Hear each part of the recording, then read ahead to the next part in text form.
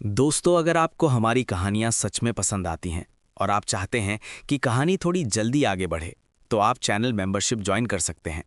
Members को कहानी के ज़्यादा एपिसोड्स और अर्ली एक्सेस मिलेगा, यानी कई पार्ट्स उन्हें बाकी लोगों से पहले सुनने को मिलेंगे।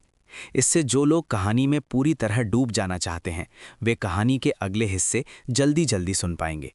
लेकिन एक बात दिल से समझ लीजिए, अगर आपके पास मेंबरशिप लेने के लिए पैसे नहीं हैं या आप फ्री में ही सुनना चाहते हैं, तो बिल्कुल भी चिंता करने की ज़रूरत नहीं है। हर दिन एक नया एपिसोड सभी के लिए फ्री में आता रहेगा, ताकि कोई भी लिसनर कहानी से दूर न रहे। मेंबरशिप सिर्फ उन लोगों के लिए है जो चैनल को सपोर्ट करना चाहते हैं और कहानी के अगले हिस्से थोड़े पहले सुनना चाहते हैं। बाकी सभी दोस्तों के लिए हमारी कहानियां हर दिन उसी प्यार के साथ फ्री में आती रहेंगी। खलनायक, हे निषिद्ध महारानी, मैं अजय हूँ। अध्याय 166। यंगजाओ दानव संत का धैर्य स्पष्ट रूप से समाप्त हो गया था। चूंकि राक्षसों ने उसकी संतान को मारने का साहस किया है, इसलिए यंगजाओ को कमजोरी नहीं दिखानी चाहिए। अन्यथा राक्षस अपनी इज्जत कैसे बचाएंगे? यंगजाओ अपनी इज्जत कैसे बचाएगा? अल्पविराम अल्पविराम। समय शांतिपूर्वक बीतता गया। इन सब की शुरुआत करने वाले सूचांग किंग एकांत में साधना कर रहे थे। नौक्रांतियों की रहस्यमयी कला शरीर को निखारने की एक तकनीक कल्पना से परे थी। प्रत्येक स्तर के लिए आवश्यक शारीरिक शक्ति अत्यंत भयावह थी। कम समय में सूचांकिंग की साधना में और अधिक प्रगति करना मुश्किल होगा। बेहतर होगा कि वह अपना सारा ध्यान नौक्रांतियों की रहस्यमयी कला पर केंद्रित करे। अब जबकि इस तकनीक को 9वें स्तर तक विकसित कर लिया गया है, शारीरिक शक्ति सर्वोच्च क्षेत्र के महाशक्तिशाली व्यक्ति का मुकाबला करने के लिए पर्याप्त है। सर्वोच्च स्तर का सबसे शक्तिशाली व्यक्ति भी एक मूके की ताकत को सहन करने की हिम्मत नहीं करता।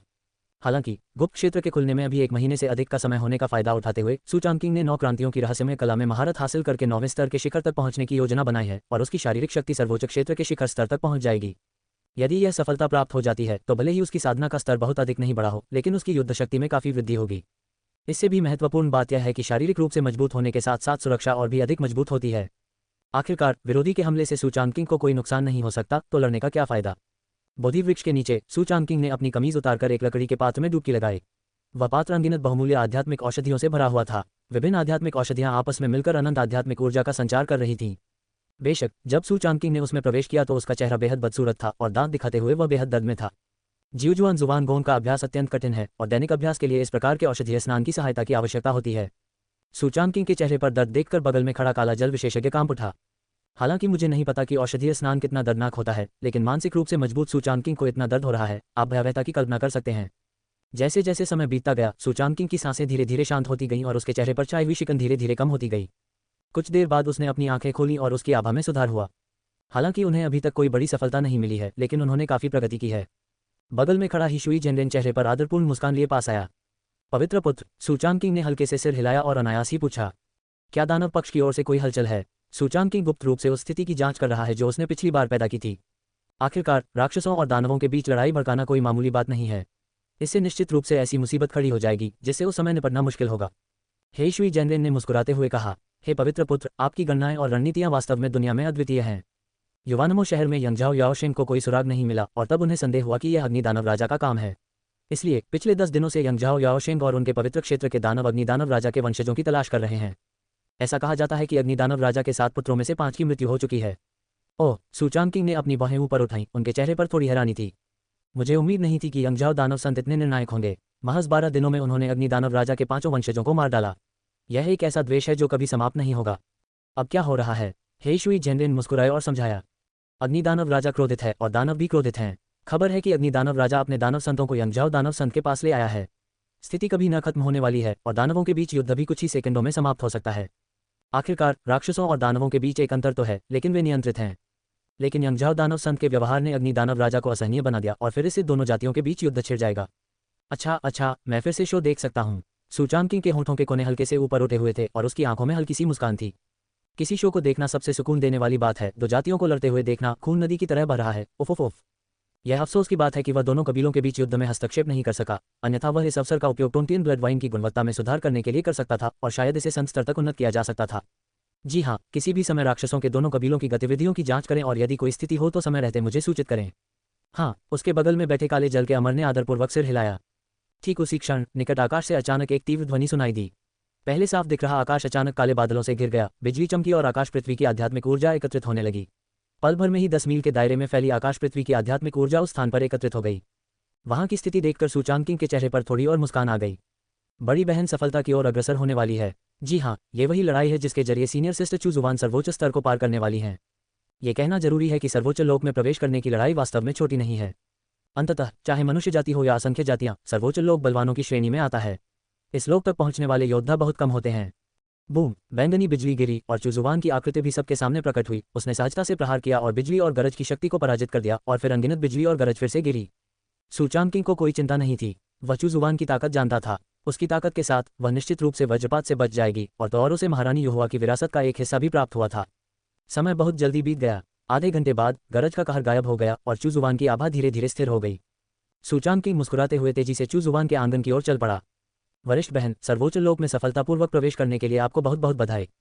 सूचांकिंग मुस्कुराए और चूजुवान के पास पहुंची। सूचांकिंग को देखकर चूजुवान ने अपने मन की सारी झिझक छोड़ दी और उसका चेहरा असीम खुशी और मुस्कान से भर गया। आखिरकार सूचांकिंग वही पुरुष था जिससे उसने 99 जन्मों तक प्रेम किया था। भले ही वह लंबे समय से इस भ्रम से बाहर आ चुका था, फिर भी उसे विवाह के 99 जन्म याद थे। दोनों के बीच होने वाले आदान प्रदान की संख्या आश्चर्यजनक रूप से अधिक हो गई, जो सूचांकिंग और उसके गुरु के बीच होने वाले आदान प्रदान से भी कहीं अधिक थी। इसके अलावा वास्तविकता में लौटने के बाद चूजुवान ने स्वयं अपना पहला रक्तदान भी किया। इसलिए चूजुवान के मन में सूचांकिंग की स्थिति अधिक है। पति, चूजुवान सूचांकिंग की छाती पर लेटी हुई थी। उसका शरीर भावभंगिमा रहा था। उसकी आंखें किसी परी की तरह मनमोहक थीं और उसके पूरे शरीर से एक मोहक सुगंध निकल रही थी। सूचांकिंग मुस्कुराया, अपना सिर झुकाकर उसे चूमा और फिर गले लगा लिया। जब वह अगला कदम उठाने ही वाला था कि अचानक एक और भयानक सांस सुनाई दी। मालिक, सूचांकिंग और चूजुवान ने एक ही समय में इस सांस को महसूस किया और वे तुरंत चौंक गए और उनके दिलों में एक तरह का रहस्य उजागर हो गया। चूजुवान ने जल्दी से अपने कपड़े समेटे और एक तरफ खड़ी हो गई। कुछ ही समय बाद गुजिरान सूचांकिंग और चूजुवान के सामने प्रकट हुई। चूजुवान को सर्वोच्च स्तर पार करते देख गुजिरान का चेहरा खुशी से खिल उठा। जुवान, तुमने सर्वोच्च स्तर प्राप्त कर लिया है। बहुत बढ़िया, तुम्हारी साधना की गति पूरे तियानवु महाद्वीप में सर्वश्रेष्ठ मानी जाती है। गुजिरान ने मुस्कुराते हुए कहा। चूजुवान का सुंदर चेहरा थोड़ा लाल हो गया था। वह अभी हुई अंतरंगता से उबर नहीं पाई थी। उसने सूखी खांसी की और गुजिरान की आंखों में सीधे देखने की हिम्मत नहीं की।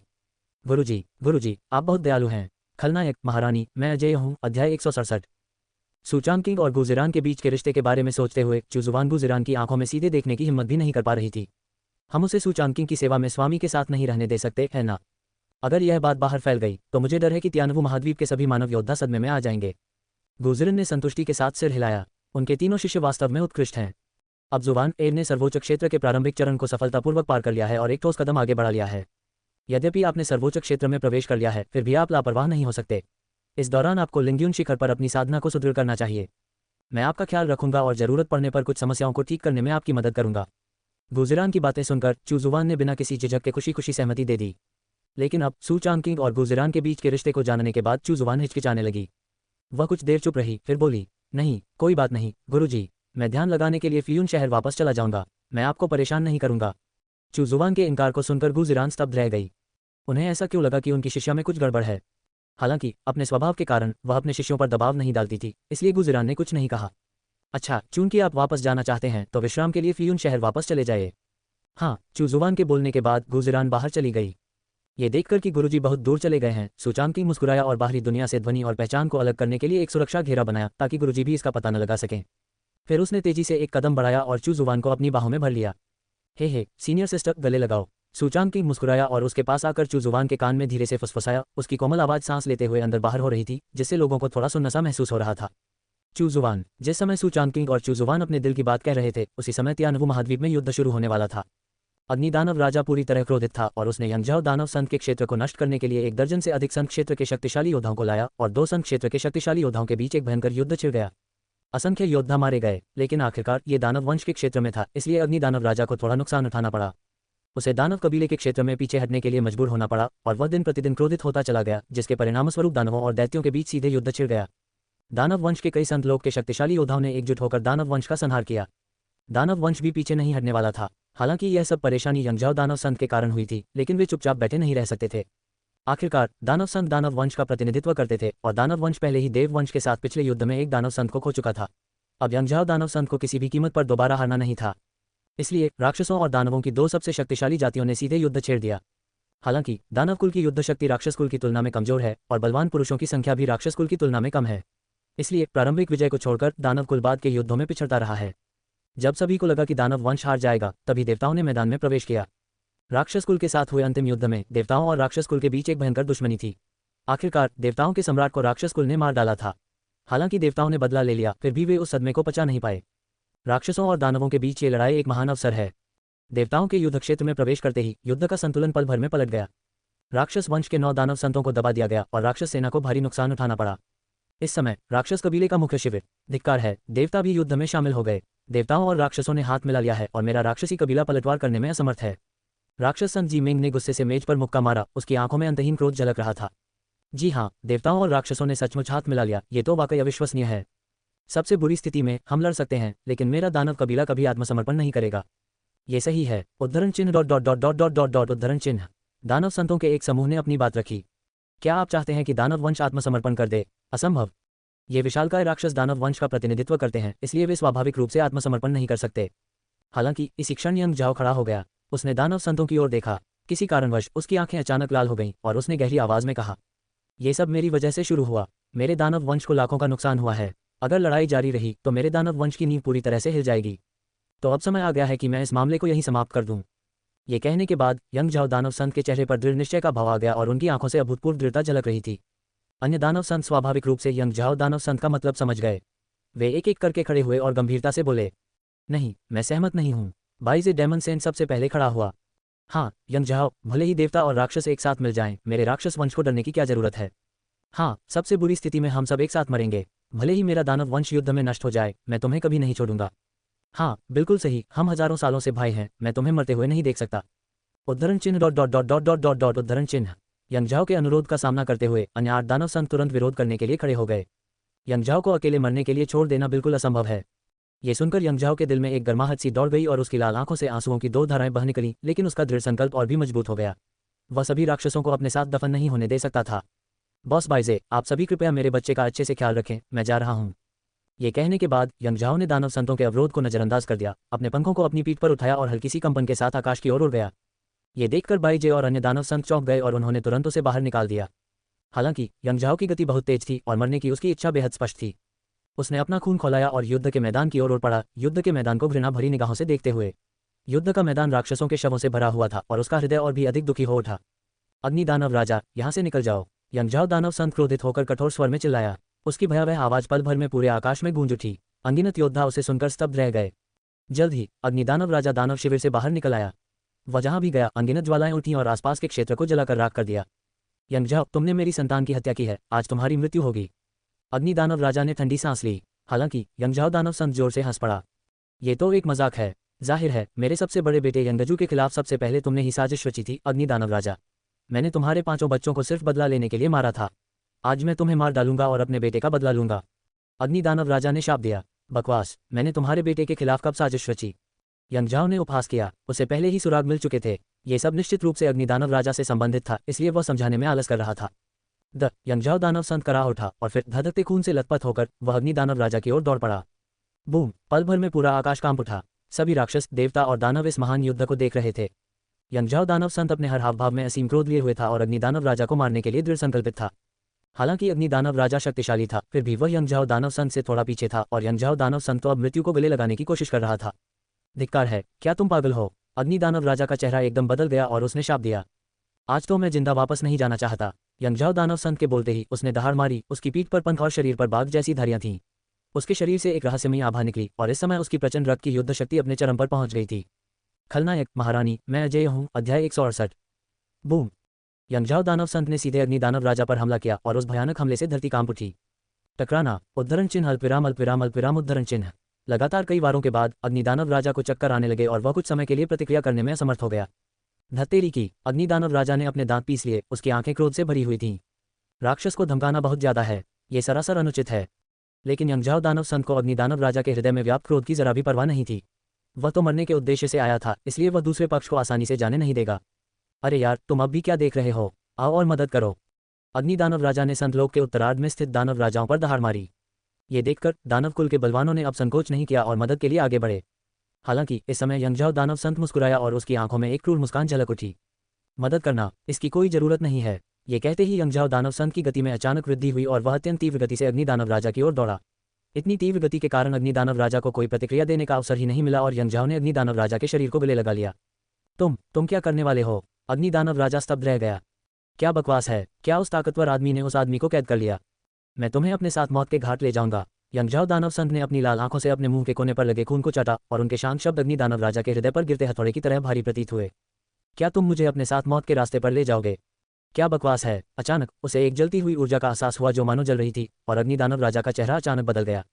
धिक्कार है स्वयं आत्मविनाश, तुम आत्मविनाश करना चाहते हो, पागल, तुम एक पागल हो। उद्धरण चिन्ह डॉट डॉट डॉट उद्धरण चिन्ह। अग्नि दानव राजा स्तब्ध रह गया और उसका पूरा चेहरा विकृत हो गया। वह भागना चाहता था, लेकिन यंगझाओ दानव संत ने उसे कसकर पकड़ रखा था। बूम! अचानक आकाश और पृथ्वी से एक जोरदार आवाज आई। दिवंगत संत क्षेत्र के शक्तिशाली योद्धा के आत्मविस्फोट के बाद के परिणाम अत्यंत भयावह थे, और उनसे कम साधना स्तर वाले अनगिनत योद्धा इस परिणाम से सीधे तौर पर चकनाचूर हो गए। और संत लोग के जो कुछ ही देर से आए दानव राजा अभी अभी पहुंचे थे, वे भी इस भीषण घटना के परिणामों से हिल गए थे और उनका खून खौल रहा था। ये सब तुच्छ बातें हैं, सबसे महत्वपूर्ण बात तो अग्नि दानव राजा है। वह विस्फोट के केंद्र में था। कुछ समय बाद दानव राजाओं ने बहुत देर तक खोज की, लेकिन उन्हें आकाश और पृथ्वी के बीच केवल अनगिनत धूल के कण ही दिखाई दिए और बाकी सब गायब हो गए थे। धिक्कार है, अग्नि दानव राजा उसी के हाथों मारा गया। धिक्कार है, पागल आदमी, सचमुच पागल आदमी, वह तो सचमुच भड़क उठा। धिक्कार है, इस युद्ध के बाद मेरे दानव वंश को कोई लाभ नहीं मिला, बल्कि भारी नुकसान उठाना पड़ा।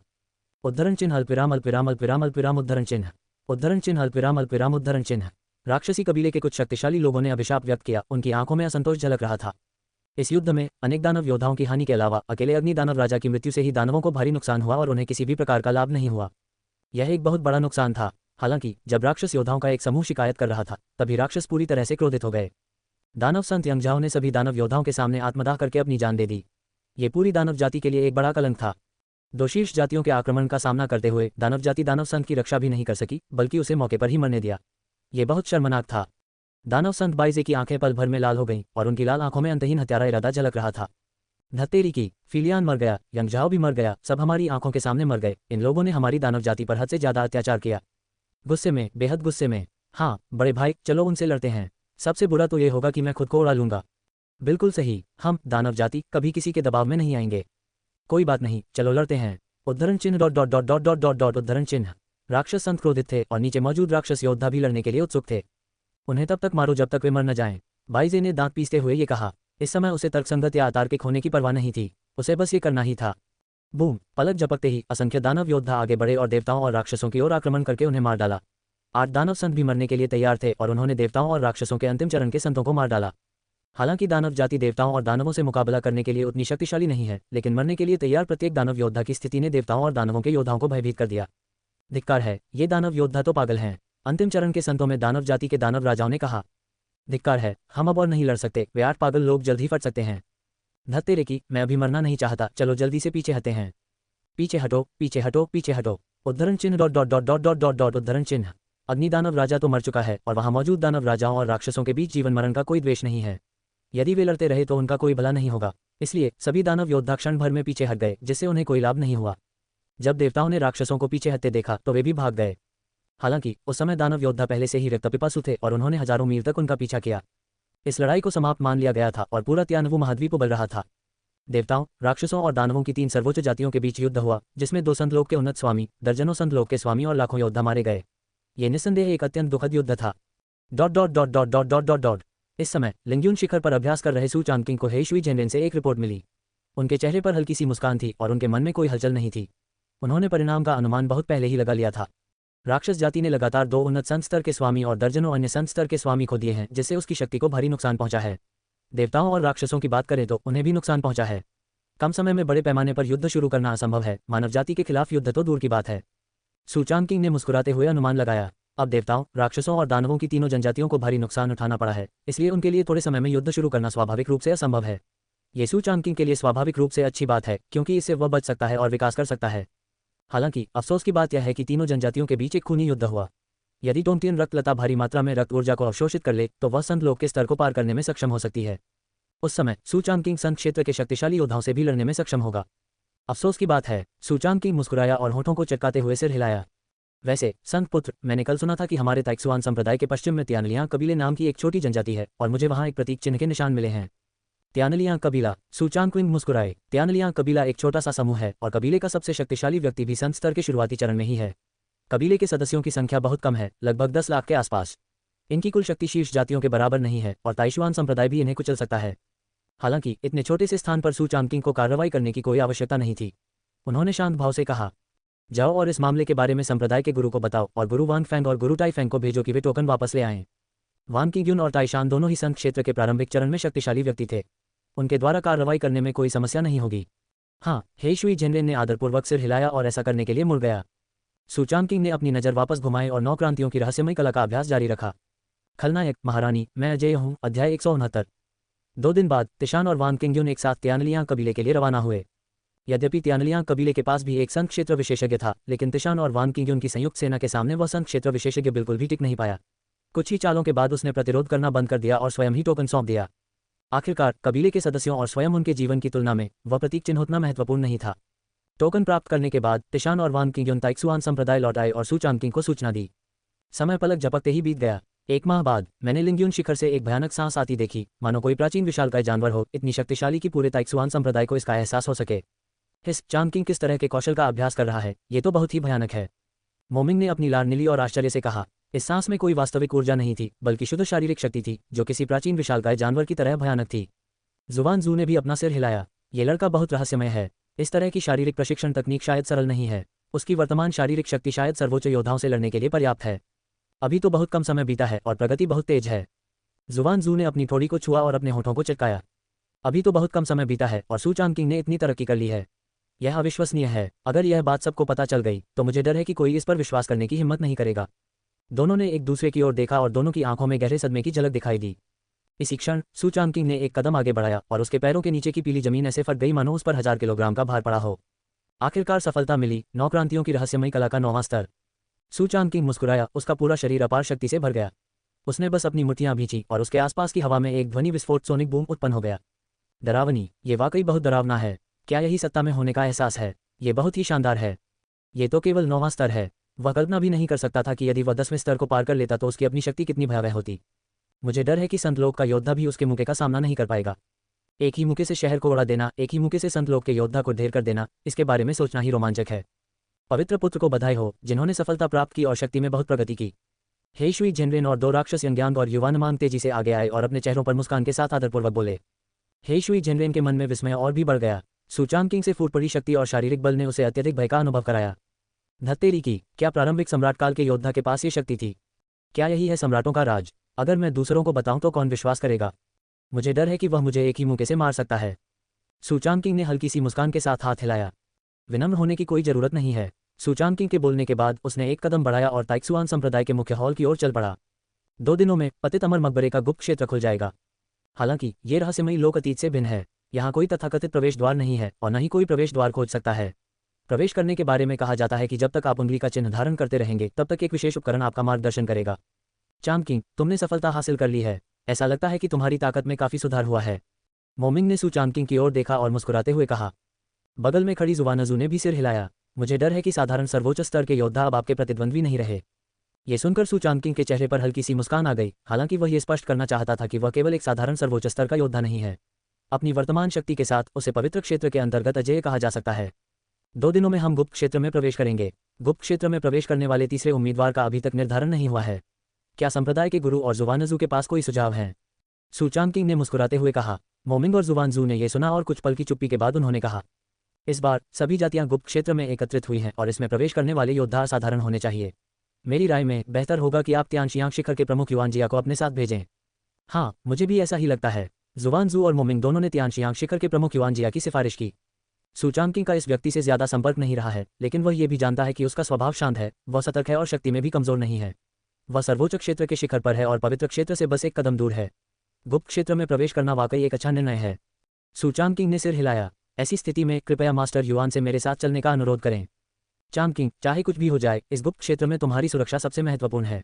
तुम्हारे बिना मेरे ताइशुआन संप्रदाय का भविष्य अर्थहीन होगा। हाँ, मोमिंग और जुवानजू अब भी थोड़े चिंतित थे। आखिरकार अगर सू चांगकिंग को कुछ हो जाता है तो ताइक्सुआन संप्रदाय को बहुत बड़ा नुकसान होगा। सू चांगकिंग मुस्कुराए और सिर हिलाया। चिंता मत करो। जब तक गुप्त क्षेत्र में संत स्तर के शक्तिशाली व्यक्ति मौजूद नहीं है, सू चांगकिंग को पूरा भरोसा है कि उसे किसी भी समस्या का सामना नहीं करना पड़ेगा। उन दोनों से बातचीत करने के बाद सू चांगकिंग लिंग्युन शिखर पर लौट आया और गुप्त क्षेत्र में ले जाए जाने की प्रतीक्षा करने लगा। समय पलक झपकते ही बीत गया। 2 दिन बीत गए। मैं मरम्मत कर रहा था। अभ्यास कर रहे सू चांगकिंग को अचानक अपनी कमर पर लगे टोकन से एक तेज रोशनी आती हुई महसूस हुई और उससे एक जबरदस्त शक्ति निकली जिससे उसका शरीर कांप गया। सू चांगकिंग अचानक जाग गया और अपनी बगल में पड़े टोकन को थोड़ी हैरानी भरी नजरों से देखने लगा। रहस्यमय लोक आ रहा है, सूचांग किंग ने आश्चर्य से कहा। वह आंगन के दरवाजे से बाहर निकला और हेशवी जेनरेन और युआन जिया पहले से ही दरवाजे पर इंतजार कर रहे थे। सूचांग किंग को बाहर आते देख उन्होंने आदरपूर्वक प्रणाम किया। पवित्र पुत्र से मिलिए, विनम्र होने की कोई जरूरत नहीं है। आप दोनों ने भी टोकन की हलचल महसूस की थी? दोनों ने एक साथ सिर हिलाया। हाँ, हम दोनों ने टोकन में बदलाव देखा, ऐसा लगता है कि गुप्त क्षेत्र आ रहा है। जैसे ही कुछ लोग बातें कर रहे थे, अचानक पहले साफ दिख रहा आसमान बादलों से घिर गया और एक भयानक सन्नाटा छा गया, मानो आसमान में कुछ भयानक चीज मौजूद हो। सूचांग किंग ने अपनी आंखें सिकोड़कर आकाश की ओर देखा और अचानक उसके चेहरे पर आश्चर्य का भाव आ गया। क्या क्या यह एक अजगर है? नहीं, ये जीवित अजगर नहीं है, यह अजगर का शव है और यहाँ 9 अजगर हैं। धिक्कार है, 9 अजगर हमें ले जाने के लिए एक ताबूत खींच रहे हैं। सूचांग किंग सामने का दृश्य देखकर दंग रह गया। उसने आकाश में 9 ड्रैगन के शव देखे जो जीवित प्राणियों की तरह लग रहे थे और एक अत्यंत प्राचीन कांस्य ताबूत को धीरे धीरे लिंग्युन शिखर की ओर खींच रहे थे। ऐसा लग रहा था मानो 9 ड्रैगनों को इसका आभास हो गया हो और वे सीधे लिंग्युन शिखर पर रुक गए। ये दृश्य मुझे पिछले जन्म के किसी उपन्यास जैसा क्यों लग रहा है? फुफकार, 9 अजगर एक ताबूत को खींच रहे हैं, ऐसा पहले कभी नहीं सुना गया। हे भगवान, ये कैसा हाथ है, 9 अजगरों का इस्तेमाल करके ताबूत को खींचकर हमें ले जा रहा है। हेशुई जेनरेन और युआन जिया दोनों ही स्तब्ध रह गए। 9 ड्रैगनों द्वारा ताबूत खींचने का दृश्य वास्तव में भयावह था। चलो जल्दी करो। सूचांग किंग को नहीं पता था कि 9 ड्रैगन यहाँ कब तक इंतजार करेंगे, इसलिए वह जितनी जल्दी हो सके अंदर चला गया। हाँ, दोनों ने उनसे आगे निकलने के लिए जल्दी की। उन तीनों के सामने दिशासूचक चिन्ह थे, इसलिए जब वे प्राचीन कांसे के ताबूत में दाखिल हुए तो ताबूत अचानक खुल गया। तीनों ने एक दूसरे को देखा और फिर एक साथ अंदर चले गए। जब वे प्राचीन कांसे के ताबूत में दाखिल हुए तो उन तीनों ने अपने सामने के दृश्य को देखा और तुरंत ठंडी हवा में सांस ली। अनुभव करना, ये ताबूत के अंदर का स्थान है, ये वास्तव में अपनी ही एक दुनिया है। कितनी भयानक। खलनायक महारानी, मैं अजय हूँ। अध्याय 170। जब सूचांग किंग ताबूत में दाखिल हुआ तो अंदर का स्थान उतना अंधकार में नहीं था जितना उसने कल्पना की थी। इसके विपरीत यह उज्ज्वल और धूप से भरा हुआ था, अत्यंत विशाल था और अंदर का स्थान अपने आप में एक अलग ही दुनिया थी। आकाश में 2 सूर्य थे, एक पूर्व में और एक पश्चिम में, जो दूर से एक दूसरे की प्रतिध्वनि कर रहे थे। उसके सामने स्वर्ग जैसा दृश्य था, चारों ओर फूल और पौधे थे और सुगंध अतुलनीय थी। सूचांग किंग और अन्य 2 लोगों के अलावा ताबूत में अनगिनत योद्धा थे। देवता, राक्षस, दानव, भूत और अन्य जातियों के योद्धा घनी आबादी में और अनगिनत संख्या में मौजूद हैं। सूचांग किंग ने दुनिया की ओर देखा और अचानक दर्जनों मानव आकृतियां उसकी ओर आ गईं। वेई रांझी, लिन जुआनई। इन 2 व्यक्तियों में वेई रांझी और लिन शुवानी शामिल थे। इनके अलावा नानगोन परिवार, कुछ सामान्य साधकों और गुप्त परिवारों सहित 20 से 30 मानव योद्धा भी थे। वेई रांझी और लिन शुवानी दोनों में एक मजबूत आभा थी और दोनों ने सम्राट स्तर के प्रारंभिक चरण में प्रवेश कर लिया था। स्पष्टतः इस अवधि के दौरान उन दोनों ने जमकर अभ्यास किया और संप्रदाय के संसाधनों के संचय के साथ उन्होंने सफलतापूर्वक सफलता प्राप्त की और उनकी शक्ति में काफी वृद्धि हुई। हालांकि सम्राट स्तर को 10,000 जातियों के सभी शक्तिशाली योद्धाओं में केवल मध्य से निम्न स्तर का ही माना जा सकता है। यद्यपि लिन जुवानई और वेई रांझी सम्राट स्तर के अंतिम चरण के साधारण योद्धाओं के तुलनीय हो सकते हैं, फिर भी वे सर्वोच्च स्तर के शक्तिशाली योद्धाओं का सामना करने के लिए पर्याप्त रूप से सक्षम नहीं हैं। हालांकि उनमें से कोई भी अकेला नहीं आया था। लिन जुवानी के पीछे एक बूढ़ा आदमी चल रहा था जिसकी बाहें तलवार जैसी और आंखें तारों जैसी थीं और उसका पूरा शरीर तलवार की ऊर्जा से भरा हुआ था। यह आदमी तियानजियान संप्रदाय का चौथा वरिष्ठ था जो सर्वोच्च स्तर की साधना में निपुण था। उसकी तलवार की ऊर्जा अत्यंत भयानक थी। वेई रांझी की रक्षा 2 सर्वोच्च स्तर के योद्धाओं द्वारा की जा रही थी जो सभी वुजी दानव संप्रदाय के वरिष्ठ सदस्य थे। मानव जाति के ये तीनों सर्वोच्च योद्धा बिल्कुल भी कमजोर नहीं थे। 10,000 जातियों के सर्वोच्च योद्धाओं में भी वे अग्रणी स्थान पर आसीन हो सकते थे। इसीलिए तियानजियान संप्रदाय और वुजी दानव संप्रदाय ने इन दोनों को आने की अनुमति दी। यहाँ आने वाले अन्य मानव योद्धाओं की बात करें तो उनमें से अधिकांश सर्वोच्च क्षेत्र में थे, केवल कुछ ही अंतिम और चरम सम्राट क्षेत्र के योद्धा थे। सूशेंगजी, लिन जुवानी और वेई रांझी सूचांग किंग को देखकर बहुत उत्साहित थे। आखिरकार विभिन्न नस्लों के बीच किसी परिचित से मिलना एक मनोवैज्ञानिक राहत की बात थी। सूचांग किंग ने हल्की सी मुस्कान दी। आप दोनों को सम्राट क्षेत्र में प्रवेश करने के लिए बहुत बहुत बधाई। सूचांग किंग ने मुस्कुराते हुए बधाई दी। सम्राट क्षेत्र में प्रवेश करना भी एक बड़ा कदम है। दोनों ने हल्की सी मुस्कान दी, उनके चेहरे पर कोई गर्व नहीं था। आखिरकार सूचांग किंग ने बहुत पहले ही सम्राट स्तर को पार कर लिया था और उसकी साधना की गति उनसे बहुत आगे निकल चुकी थी। इतना ही नहीं, हालांकि दोनों ने सम्राट स्तर को पार कर लिया था, लेकिन सम्राट स्तर के योद्धा सूचांग किंग का सामना करते समय वे और भी ज्यादा घबरा गए। विरोधी की ताकत एक अथाह खाई की तरह थी जिसकी गहराई का अंदाजा लगाना असंभव था। जितना अधिक आप साधना करेंगे उतना ही अधिक आपको अपने प्रतिद्वंदी की शक्ति का भय महसूस होगा। उल्कापिंड मकबरे की इस यात्रा पर हम सभी मानव योद्धा हैं और हमें सभी जातियों के योद्धाओं का सामना करना होगा। मुझे आशा है कि आप एक दूसरे की मदद कर सकेंगे, लिन जुआनी ने कहा। हालांकि तियानजियान संप्रदाय के बुजुर्ग उनका अनुसरण कर रहे हैं। उल्कापिंड मकबरे में कई शक्तिशाली पुरुष हैं, इसलिए मानव योद्धाओं का एकजुट होना आवश्यक है। जैसे ही उसने बोलना समाप्त किया, अन्य मानव योद्धाओं ने स्वाभाविक रूप से उससे सहमति जताई। हाँ, उल्कापिंड मकबरे की यह यात्रा खतरों से भरी है और हम मानव योद्धाओं को एक दूसरे को नहीं मारना चाहिए।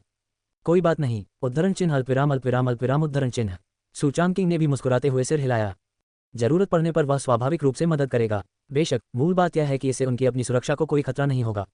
सभी लोग एक साथ बैठकर बातचीत और अभ्यास कर रहे थे और 9 ड्रैगनों द्वारा ताबूत को खींचकर लाने का इंतजार कर रहे थे। यह मार्ग में काफी देर तक रुका रहा और समय समय पर विभिन्न जातियों के योद्धा इसमें प्रवेश करते रहे। मुझे नहीं पता इसमें कितना समय लगा। ताबूत अचानक रुक गया। फिर आकाश में मौजूद पीतल का ताबूत खुल गया और एक भयानक आभा छा गई और अनगिनत योद्धा जम गए। क्या हम वहां पहुंच गए हैं? फुफकार, ये निश्चित रूप से वही है। जल्दी करो, बाहर निकलो, गिरे हुए अमर का मकबरा बाहर है। उद्धरण चिन्ह अल्पविराम अल्पविराम अल्पविराम अल्पविराम उद्धरण चिन्ह। उद्धरण चिन्ह अल्पविराम अल्पविराम उद्धरण चिन्ह। पलक झपकते ही सभी जातियों के योद्धाओं ने हार मानने से इनकार कर दिया और बहुत तेज गति से पीतल के ताबूत से बाहर निकल आए। सुचान किंग और अन्य लोगों ने बिना किसी झिझक के कांस्य प्राचीन संग्रहालय से बाहर उड़ान भरी। जब सब लोग बाहर आए तो वे अचानक स्तब्ध रह गए। उनके सामने सब कुछ बेहद भयावह और डरावना था। मृत्यु की आहट महसूस हुई जो बेहद भयावह थी। आंखों पर धुंध छा गई और 3 मील के दायरे में कुछ भी स्पष्ट दिखाई नहीं दे रहा था। यहाँ तक कि दिव्य इंद्रियों का प्रयोग करने पर भी कुछ पता नहीं चल पा रहा था, मानो कोई चीज़ उसे अवरुद्ध कर रही हो। सुचान किंग ने उत्सुकता से चारों ओर देखा। इस गिरे हुए अमर मकबरे में मृत्यु का एक भयानक सा आभास है। 10 लाख साल बाद भी यह उतना ही भयावह है। 10 लाख साल पहले क्या हुआ था? सुचान किंग ने धीमी आवाज में कहा। यहाँ का सन्नाटा उसकी कल्पना से परे था। इसी क्षण सभी जातियों के योद्धाओं में से किसी ने विस्मय व्यक्त किया। देखो, यह क्या है? सभी ने आवाज की दिशा में देखा और उन्हें धुंध के बीच में हवा में खड़ा एक विशाल टावर दिखाई दिया। वह टावर विशाल था, सैकड़ों फीट ऊंचा, बादलों तक पहुंचता हुआ और अथाह था। सभी लोग तेजी से चलकर वहां पहुंचे। टावर के सामने लगी पट्टिका पर 3 बड़े अक्षर थे, अमर टावर को बंद करना, अमर टावर को लॉक करना। सुचान किंग ने थोड़ा आश्चर्यचकित होकर धीरे से कहा, क्या ऐसा हो सकता है कि उस मीनार ने अमर को कैद कर लिया हो? असंभव। डिंग, लॉकिंग इमॉर्टल टावर पर पहुंचने के लिए मेजबान को बधाई। इससे एक विशेष कार्य शुरू हो गया है जिसे अस्वीकार किया जा सकता है। कार्य, लॉकिंग इमॉर्टल टावर में प्रवेश करें और अमर को गुलाम बनाएं। इनाम, अज्ञात। क्या आप इसे स्वीकार करते हैं? तभी सुचान किंग को अचानक अपने कानों में भाई टोंगजी की आवाज़ याद आ गई और वह एक पल के लिए स्तब्ध रह गया। गुलाम, अमर को गुलाम बनाना, ये काम आखिर है क्या? हालांकि सुचान किंग ने संत स्तर के योद्धाओं को गुलाम बना रखा था, लेकिन वह ये नहीं जानता था कि अमर किस स्तर का होता है। फिर भी सम्राट स्तर से ऊपर होना ही अमरों की भयावहता को साबित करने के लिए काफी था। अमर मीनार को बंद करना, इन 3 शब्दों के मूल में कुछ अस्पष्ट अर्थ थे और भाई टोंगजी के मिशन ने भी इस बात को साबित कर दिया कि वास्तव में इस मीनार में एक अमर प्राणी रहता था। अमर। सुचान किंग की सांसें भी थोड़ी तेज हो गईं। उसने मीनार को घूर कर देखा, अपनी आंखें सिकुड़ी और अपना मन बना लिया। स्वीकार करना, उसे अमरता के अवरोधी टावर में प्रवेश करना ही होगा। जहां तक अमर को गुलाम बनाने की बात है, उसे पक्का पता नहीं था। वह बस कोशिश कर सकता था। वैसे भी अगर वह सफल भी हो जाता तो कोई नुकसान नहीं होता, लेकिन अगर वह अमर को गुलाम बनाने में सफल हो जाता है तो भाई टोंगजी को मिलने वाला अज्ञात इनाम ही लोगों को उत्साहित करने के लिए काफी होगा। आखिरकार पिछली बार अज्ञात इनाम काफी उदार था। इसी क्षण लॉकिंग इमॉर्टल टावर का दरवाजा अचानक खुल गया। ये देखकर सब लोग अपनी जगह पर रुक गए, इधर उधर देखने लगे और किसी ने भी सबसे पहले अंदर जाने की हिम्मत नहीं की। आखिरकार कोई नहीं जानता कि यह अमर ताला लगाने वाला टावर आखिर क्या है। हालांकि इसी क्षण घोस्ट सुप्रीम दायरे के अंतिम चरण का एक योद्धा सबसे पहले टावर में प्रवेश कर गया। सभी जातियों के योद्धा दरवाजे पर खड़े थे और उन्हें कोई हलचल नहीं दिखी और वे पीछे नहीं रहना चाहते थे, इसलिए वे एक के बाद एक अंदर घुस गए। बेटा, क्या हम अंदर चलें? हेशुई जेनरेन ने सावधानी से पूछा। ये सुनकर सुचान किंग मुस्कुराए और सिर हिलाया। बेशक हमें अंदर जाना होगा, लेकिन ये टावर सरल नहीं है, आपको सुरक्षा पर ध्यान देना चाहिए। खलनायक, महारानी, मैं अजय हूँ। अध्याय 171। ये जानते हुए कि अमर लोग अमर लॉकिंग टावर में बंद हैं, सुचान किंग ये भी जानता था कि अंदर सुरक्षित रहना बिल्कुल असंभव है, इसलिए उसने याद दिलाया। युआनजिया और हेशुई जेनरेन ने सिर हिलाया। कुछ ही देर में वे तीनों अंदर आ गए। वेई रांझी, लिन शुवानली और अन्य मानव योद्धाओं ने सुचान किंग और अन्य 2 लोगों को प्रवेश करते देखा और उनके पीछे पीछे चले गए। जैसे ही सुचान किंग ने अमर लॉकिंग टावर में कदम रखा, युआनजिया और हेशुई जेनरेन, जो मूल रूप से उसके साथ थे, गायब हो गए और यहाँ तक कि 10,000 जातियों के योद्धा भी गायब हो गए, केवल वही वहां रह गया। अमर लॉकिंग टावर में प्रवेश करने वाले सभी लोगों को बधाई। मैं टावर की आत्मा हूँ। इस टावर को अमर लॉकिंग टावर कहा जाता है, जिसमें कुल 9 मंजिलें हैं। जो भी इन 9 मंजिलों को पार कर लेता है वह अमर लॉकिंग टावर का मालिक बन सकता है। ये टावर एक दुर्लभ अंतरिक्ष आधारित अमर हथियार है। मुझे आशा है कि आप सभी अपना सर्वश्रेष्ठ प्रदर्शन करेंगे। सुचान किंग को अचानक अपने कानों में एक अजीब सी आवाज सुनाई दी, जो अमर लॉकिंग टावर के टावर स्पिरिट द्वारा कही गई थी। इस खबर को सुनकर 10,000 जातियों के योद्धा तुरंत उत्साहित हो गए। धिक्कार है, अमर हथियार। हे भगवान, अगर मैं 9वीं मंजिल तक तेजी से पहुंच जाऊं तो मुझे पौराणिक अमर हथियार मिल जाएगा। हिस अमर हथियार, लेकिन यह सम्राट हथियार से भी श्रेष्ठ है। अगर मेरे पास यह अमर हथियार हो तो मैं निश्चित रूप से तियानवु महाद्वीप पर प्रभुत्व स्थापित कर सकता हूँ। हे, यह अमर हथियार दृढ़ संकल्पित है। उद्धरण चिन्ह अल्पविराम अल्पविराम अल्पविराम अल्पविराम अल्पविराम अल्पविराम उद्धरण चिन्ह। उद्धरण चिन्ह अल्पविराम अल्पविराम उद्धरण चिन्ह। सुचान किंग ने अपनी आंखें सिकोड़ लीं और अधिक सतर्क हो गया।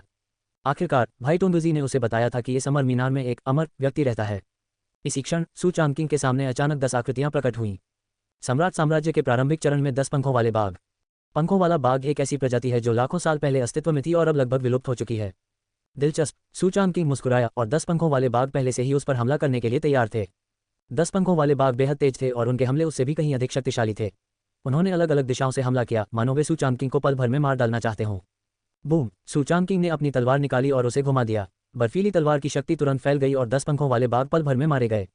प्रथम स्तर उत्तीर्ण करने पर आपको बधाई। जिस क्षण सू चांगकिंग ने 10 पंखों वाले बाघों को मारा, उसी क्षण मीनार की आत्मा की आवाज़ उसके कानों में गूंज उठी। फिर दृश्य बदल गया और 10 पंखों वाले बाघों के शरीर पल भर में गायब हो गए और फिर सू चांगकिंग के सामने दर्जनों काले विशालकाय अजगर प्रकट हो गए। अजगर बेहद काले रंग के थे और प्रत्येक अजगर के शरीर पर बेर के फूल जैसे टैटू बने हुए थे। सिफिलिस अजगर भी लाखों साल पहले की एक प्रजाति है। ये दर्जनों सिफिलिस अजगर सम्राट अवस्था के मध्य चरण में हैं। ये देखकर सू चांगकिंग मुस्कुरा उठा। ये लॉकिंग इमॉर्टल टॉवर दिलचस्प है। ये वास्तव में कई राक्षसों में रूपांतरित हो सकता है। सू चांगकिंग मुस्कुराया और बिना किसी झिझक के उसका शरीर तेजी से आगे बढ़ा और उसके हाथ में मौजूद लंबी तलवार बिल्कुल भी नहीं रुकी।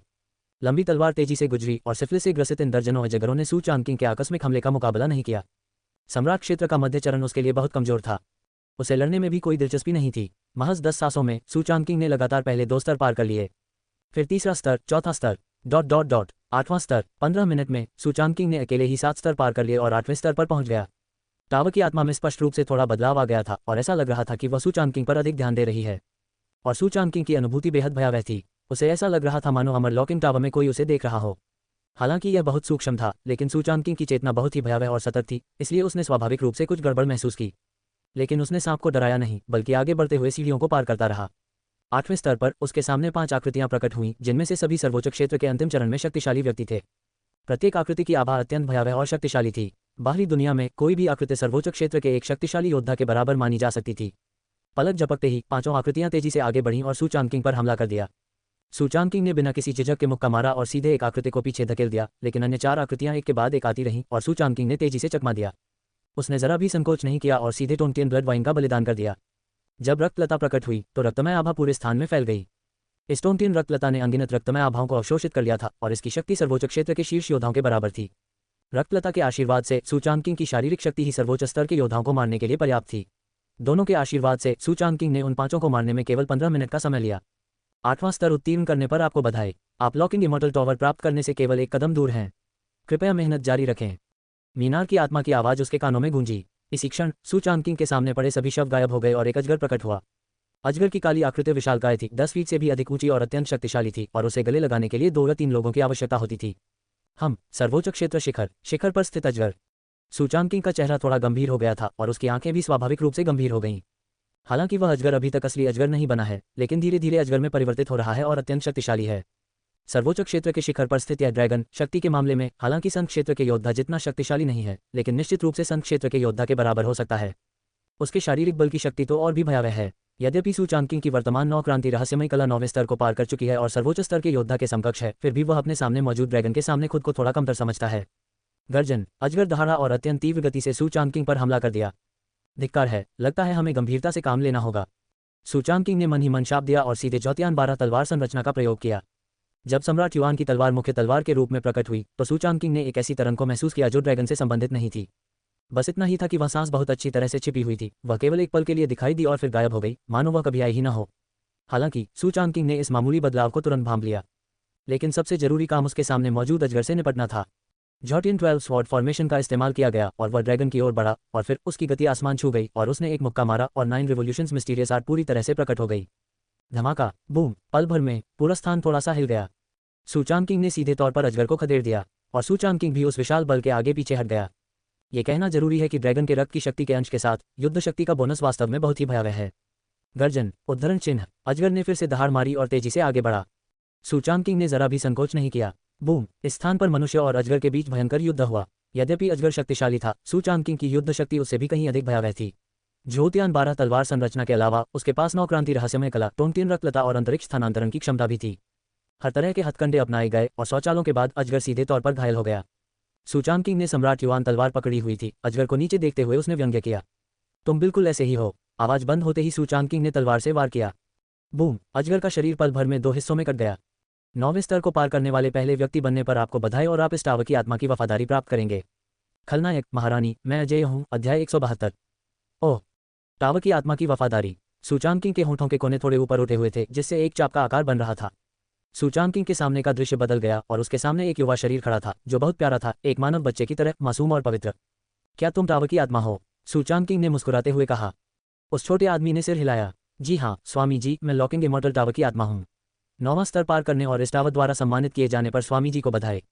ओह, सू चांगकिंग ने कहा और फिर उत्सुकता से पूछा, इस टावर को लॉकिंग इमॉर्टल टावर कहा जाता है। लॉक्ड इमॉर्टल कहाँ है? अगर मैं इस टावर पर कब्जा कर लूँ तो क्या इमॉर्टल मुक्त हो जाएगा? सूचांकिंग का प्रश्न सुनकर मीनार की आत्मा थोड़ी देर रुकी और फिर बोली, मेरा नाम लॉकिंग इमॉर्टल टॉवर है, लेकिन मेरे पास अमर प्राणियों को कैद करने की क्षमता है। टॉवर में कोई अमर प्राणी नहीं है, इसलिए स्वामी को चिंता करने की आवश्यकता नहीं है।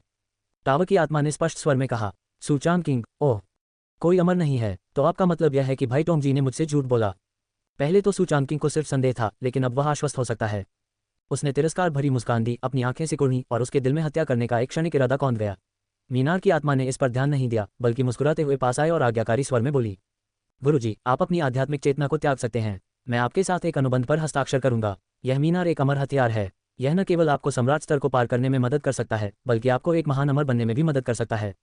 टावर की आत्मा की आवाज़ धीमी सुनाई दी, जो बहुत ही लुभावनी थी।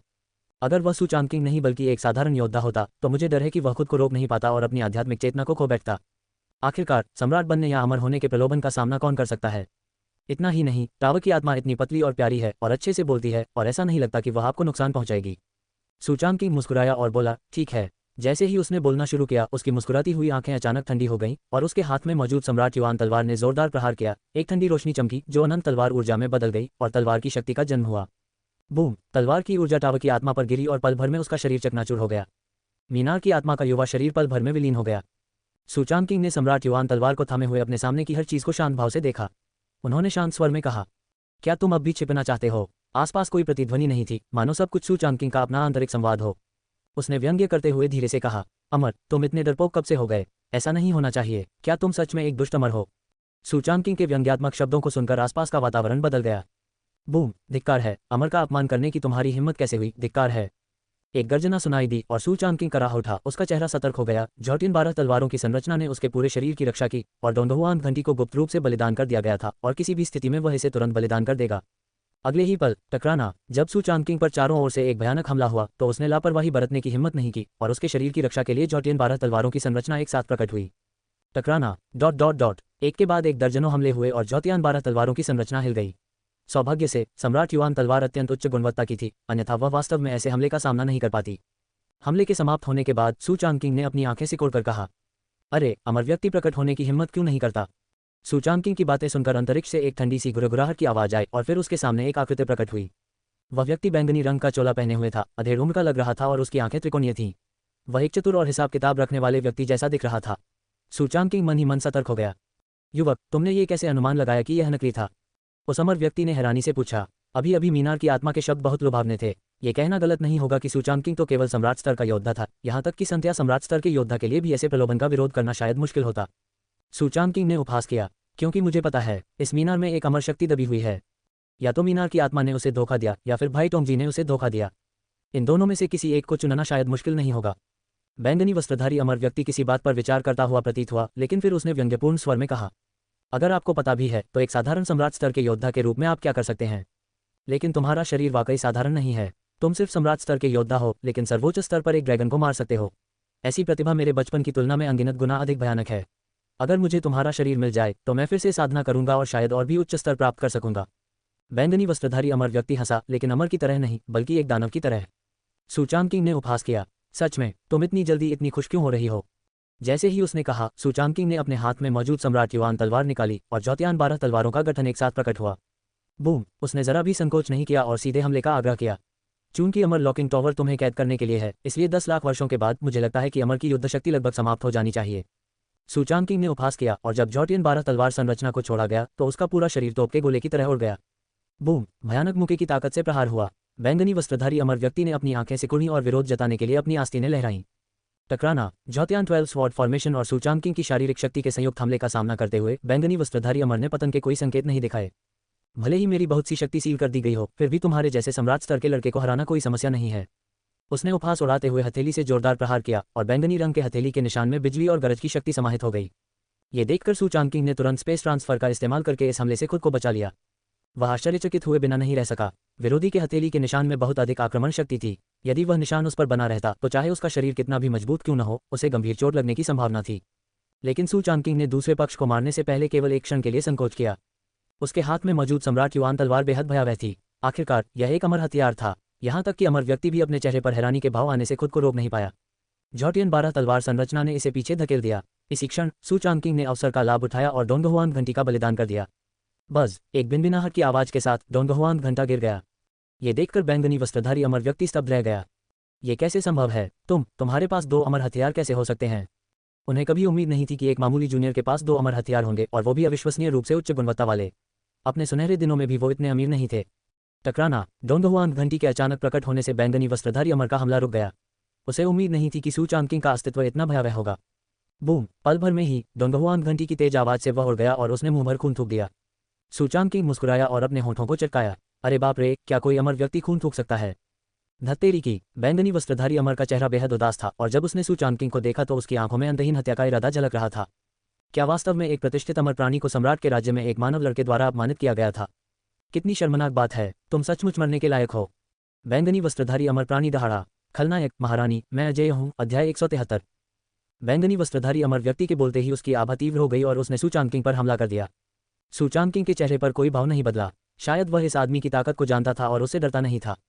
डॉग कोई नंबर है, मैं तुम्हें मार नहीं सकता, सू चांगकिंग ने शाप दिया, और उसके पीछे झोटियन 12 तलवार गठन और डोंगहुआन घंटी एक साथ प्रकट हुए, और बैंगनी चरम दिव्य पुतली खुल गई और बैंगनी आंखें अत्यंत दुष्ट थीं। हालांकि यह अंत नहीं है। सू चांगकिंग के हाथ में एक विशाल तिपाई थी और उसने अंतरिक्ष टेलीपोर्टेशन का उपयोग करके बैंगनी वस्त्रधारी अमर को चकनाचूर कर दिया। बूम! विशाल तिपाई जोर से गिरी और बैंगनी वस्त्रधारी अमर व्यक्ति समय रहते बच गया, लेकिन विशाल तिपाई जमीन पर जोर से गिरी और उसके गिरने की आवाज से पूरा लॉकिंग इमॉर्टल टॉवर हिल गया। वव! एक और अमर हथियार। बैंगनी वस्त्रधारी अमर व्यक्ति स्तब्ध रह गया और उसके चेहरे पर प्रश्न चिन्ह छा गए। वह कौन अच्छा इंसान है जो अमर हथियार तिपाई को ईंट की तरह तोड़फोड़ करने के लिए इस्तेमाल करता है? अगर आपको इसके बारे में पता नहीं है तो आप सोचेंगे कि यह सिर्फ एक बेकार सी चीज़ है। इसके अलावा एक व्यक्ति को 3 अमर हथियार मिले। क्या ये व्यक्ति किसी शक्तिशाली व्यक्ति का नाजायज बेटा हो सकता है? ये सोचते ही बैंगनी वस्त्रधारी अमर प्राणी तुरंत कांप उठा। अगर ऐसा है तो वह मुसीबत में है। हालांकि इससे पहले कि वह कोई प्रतिक्रिया कर पाता, सू चांगकिंग का हमला एक लहर की तरह आया। तीनों अमर हथियारों ने एक साथ हमला किया, लेकिन यह अंत नहीं था। देखते ही देखते पूरा अंतरिक्ष अंतहीन ठंडी लपटों से भर गया। नौअधोलोकस्थी आत्मा की अग्नि ने आत्मा सहित सब कुछ जला दिया। यदि कोई साधारण योद्धा इतने सारे साधनों का प्रयोग करता तो उसके शरीर की वास्तविक ऊर्जा को समाप्त होने में शायद कुछ समय लगता, लेकिन सू चांगकिंग अलग था। उसके पास 9 दांतियान थे और वे 9 दांतियान निरंतर अनंत रूप से प्रवाहित होते रहते थे, जो बेहद भयावह था। धिक्कार है, धिक्कार है। बैंगनी वस्त्रधारी अमर प्राणी बुरी तरह पिट गया और उसकी सांसें थम गईं। उसे कभी उम्मीद नहीं थी कि जिस खजाने को उसने शरीर पर अधिकार करने के लिए सावधानीपूर्वक चुना था वह इतना शक्तिशाली होगा। धत्तेरी की। अगर मुझे उसकी ताकत का पता होता तो मैं उसका शरीर क्यों पकड़ता? कुछ ही पलों में दोनों ने सैकड़ों दांव पेच आजमा लिए। सू चांगकिंग के पास कई तरकीबें थीं और वह हमेशा से ही हावी रहा था। बैंगनी वस्त्रधारी अमर का क्रोध बढ़ता ही जा रहा था। टकराना। सू चांगकिंग ने इस अवसर का लाभ उठाते हुए तलवार से जोरदार प्रहार किया और सीधे बैंगनी वस्त्रधारी अमर के सीने को भेद दिया। बाद वाले की छाती से खून बह रहा था और उसका चेहरा तुरंत बेहद बदसूरत हो गया। धत्तेरी की। ऐसी स्थिति में यह अमर प्राणी सीधे आपके शरीर पर कब्जा कर लेगा। बैंगनी वस्त्रधारी अमर व्यक्ति करा उठा और फिर उसकी चेतना उसके शरीर से निकलकर सीधे सू चांगकिंग की ओर दौड़ पड़ी और उसके दिमाग में प्रवेश कर गई।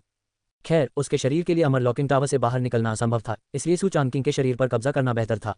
इस लड़के के पास बहुत सारे खजाने थे और उसका मूल रहस्यमय था। अगर वह उसके शरीर पर कब्जा कर भी लेता तो शायद वह आगे न जा पाता। तथापि जैसे ही उसने सू चांगकिंग के चेतना सागर में प्रवेश किया, वह तुरंत वहीं जम गया। मैंने सू चांगकिंग के चेतना सागर में क्षैतिज रूप से खड़ी हरे रंग की लकड़ी का एक टुकड़ा देखा जो चेतना सागर को दबा रहा था, और उस हरे रंग की लकड़ी से भयानक आभा की लहरें निकल रही थीं। मैं बिल्कुल बेवकूफ़ हूँ। अमर हथियार आखिर होता क्या है? बैंगनी वस्त्रधारी अमर व्यक्ति पूरी तरह से भ्रमित था। उसकी आंखों में अंतहीन भ्रम झलक रहा था। सम्राट के क्षेत्र में एक योद्धा के पास वास्तव में 4 अमर हथियार थे। आक्रमण और रक्षा के लिए अमर हथियारों के अलावा आत्मा की चेतना को पोषित करने और चेतना के सागर को दबाने के लिए विशेष अमर हथियार भी थे। यह आसमान के बिल्कुल विपरीत है। वह इतने वर्षों से जी रहा है और उसने सू चांगकिंग जैसा स्वर्ग को चुनौती देने वाला अस्तित्व कभी नहीं देखा, जो कि अविश्वसनीय है। वह जानता था कि सू चांगकिंग की चेतना के सागर में इस अमर हथियार, आत्मा को पोषण देने वाली लकड़ी के साथ उसके लिए उसके शरीर पर कब्जा करना असंभव था, इसलिए वह मुड़ गया और भागना चाहता था। तथापि चूंकि वह सू चांगकिंग के चेतना सागर में प्रवेश कर चुका था, इसलिए स्वाभाविक रूप से वह उसे इतनी आसानी से भागने नहीं देता। सू चांगकिंग ने उपहास किया, क्या तुम चुनाव लड़ना चाहते हो? बहुत देर हो गई। यह उसकी चेतना का सागर है, उसका घरेलू मैदान है। अगर यह बाहरी दुनिया में होता तो बैंगनी वस्त्रधारी अमर को हराने में बहुत प्रयास करना पड़ता, लेकिन दूसरा पक्ष अंधा था और वास्तव में उसकी चेतना के सागर में प्रवेश कर गया था। सू चांगकिंग ने उपहास किया और चेतना का सागर पल भर में अनंत 9 अधोलोकस्थी आत्मा अग्नि से जगमगा उठा, जिसने चेतना सहित सब कुछ जला दिया। इसलिए पल भर में ही बैंगनी वस्त्रधारी अमर व्यक्ति की चेतना तीव्र गर्मी और पीड़ा से भर गई। वह भागना चाहता था, लेकिन आत्मा को पोषण देने वाले वृक्ष ने चेतना के पूरे सागर को सीधे तौर पर अवरुद्ध कर दिया था। पलायन कोई उपाय नहीं है। सू चांगकिंग ने उपहास किया और उसका गला रुंध गया। अमर होना कैसा है? क्या ये ठीक है?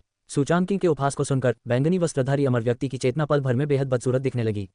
भाड़ में जाओ, तुम्हारे पूर्वज भाड़ में जाएं। बैंगनी वस्त्रधारी अमर ने सीधे शाप दिया।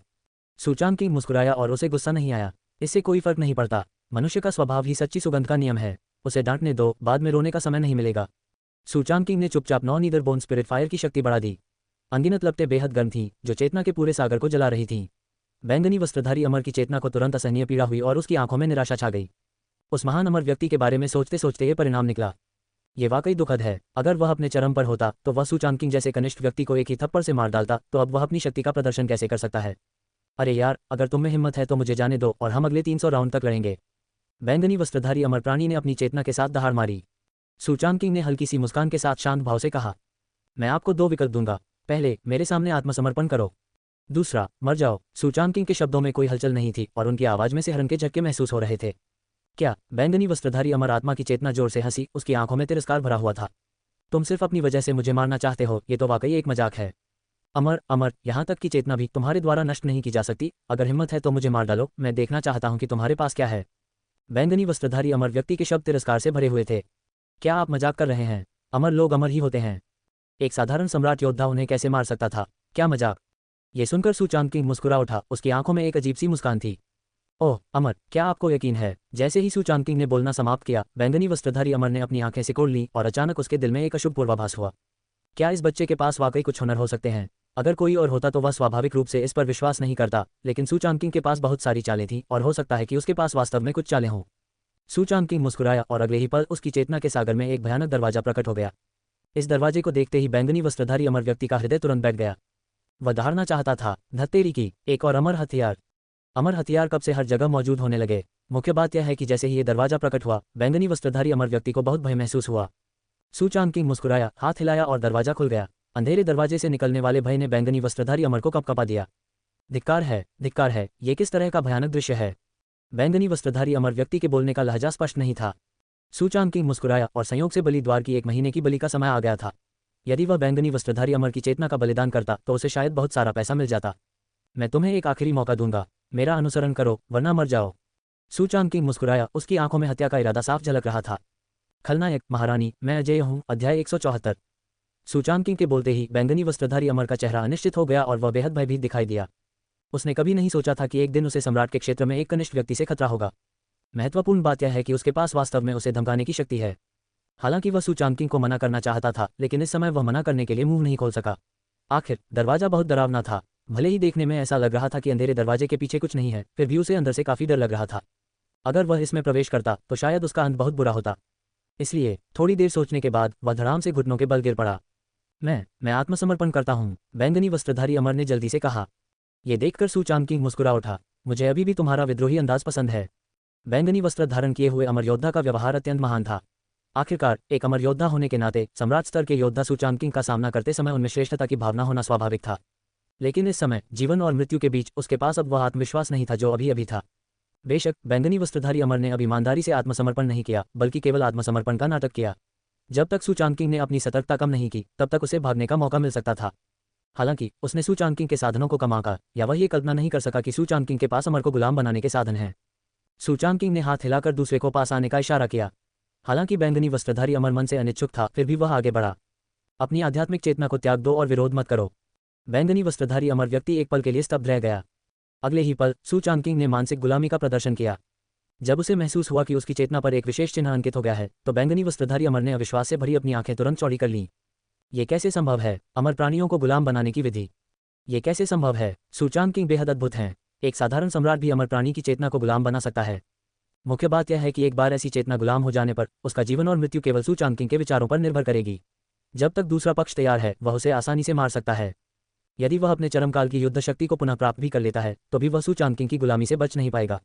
सब खत्म हो गया। बैंगनी वस्त्र धारण किए हुए अमर व्यक्ति का चेहरा पीला पड़ गया था और उसका हृदय असहायता से भरा हुआ था। कुछ समय बाद दास्ता का प्रयास सफल हो गया। सूचान किंग ने संतुष्टि से सिर हिलाया। इसी क्षण उसने भाई टोंगजी की आवाज सुनी। डिंग, मेजबान, गुलाम अमर प्राणी को मिशन पूरा करने और एक अज्ञात उपहार पैकेज प्राप्त करने के लिए बधाई। क्या आप इसे खोलना चाहते हैं? अज्ञात उपहार पैकेज। सूचान किंग को नहीं पता था कि अंदर क्या है, लेकिन यह निश्चित था कि भाई टोंगजी का उत्पाद साधारण नहीं होगा। हालांकि उसे इसे खोलने की जल्दी नहीं थी, बल्कि उसने पहले गुप्त क्षेत्र की चीजों से निपटना उचित समझा। उसने बैंगनी वस्त्रधारी अमर व्यक्ति की ओर देखा। ठीक है, अपने शरीर में वापस जाओ। चूंकि उसने दूसरे पक्ष की चेतना में मानसिक गुलामी का बीज बो दिया था, इसलिए सूचान किंग को राहत मिली और उसने दूसरे पक्ष को सीधे वापस जाने दिया। सूचान किंग की बातें सुनकर बैंगनी वस्त्रधारी अमर ने जरा भी संकोच नहीं किया और उसकी चेतना तेजी से सूचान किंग के चेतना सागर से बाहर निकल गई। उसने कसम खाई कि वह फिर कभी उस बच्चे के चेतना के सागर में प्रवेश नहीं करेगा। ये बहुत ही भयावह था। बैंगनी वस्त्रधारी अमर की चेतना चले जाने के बाद सू चांग किंग ने भी अपनी चेतना को संभाला और देखा कि उसके सामने बैंगनी वस्त्रधारी अमर ने अचानक अपनी आंखें खोली और सू चांग किंग को एक बहुत ही जटिल नजर से देखा।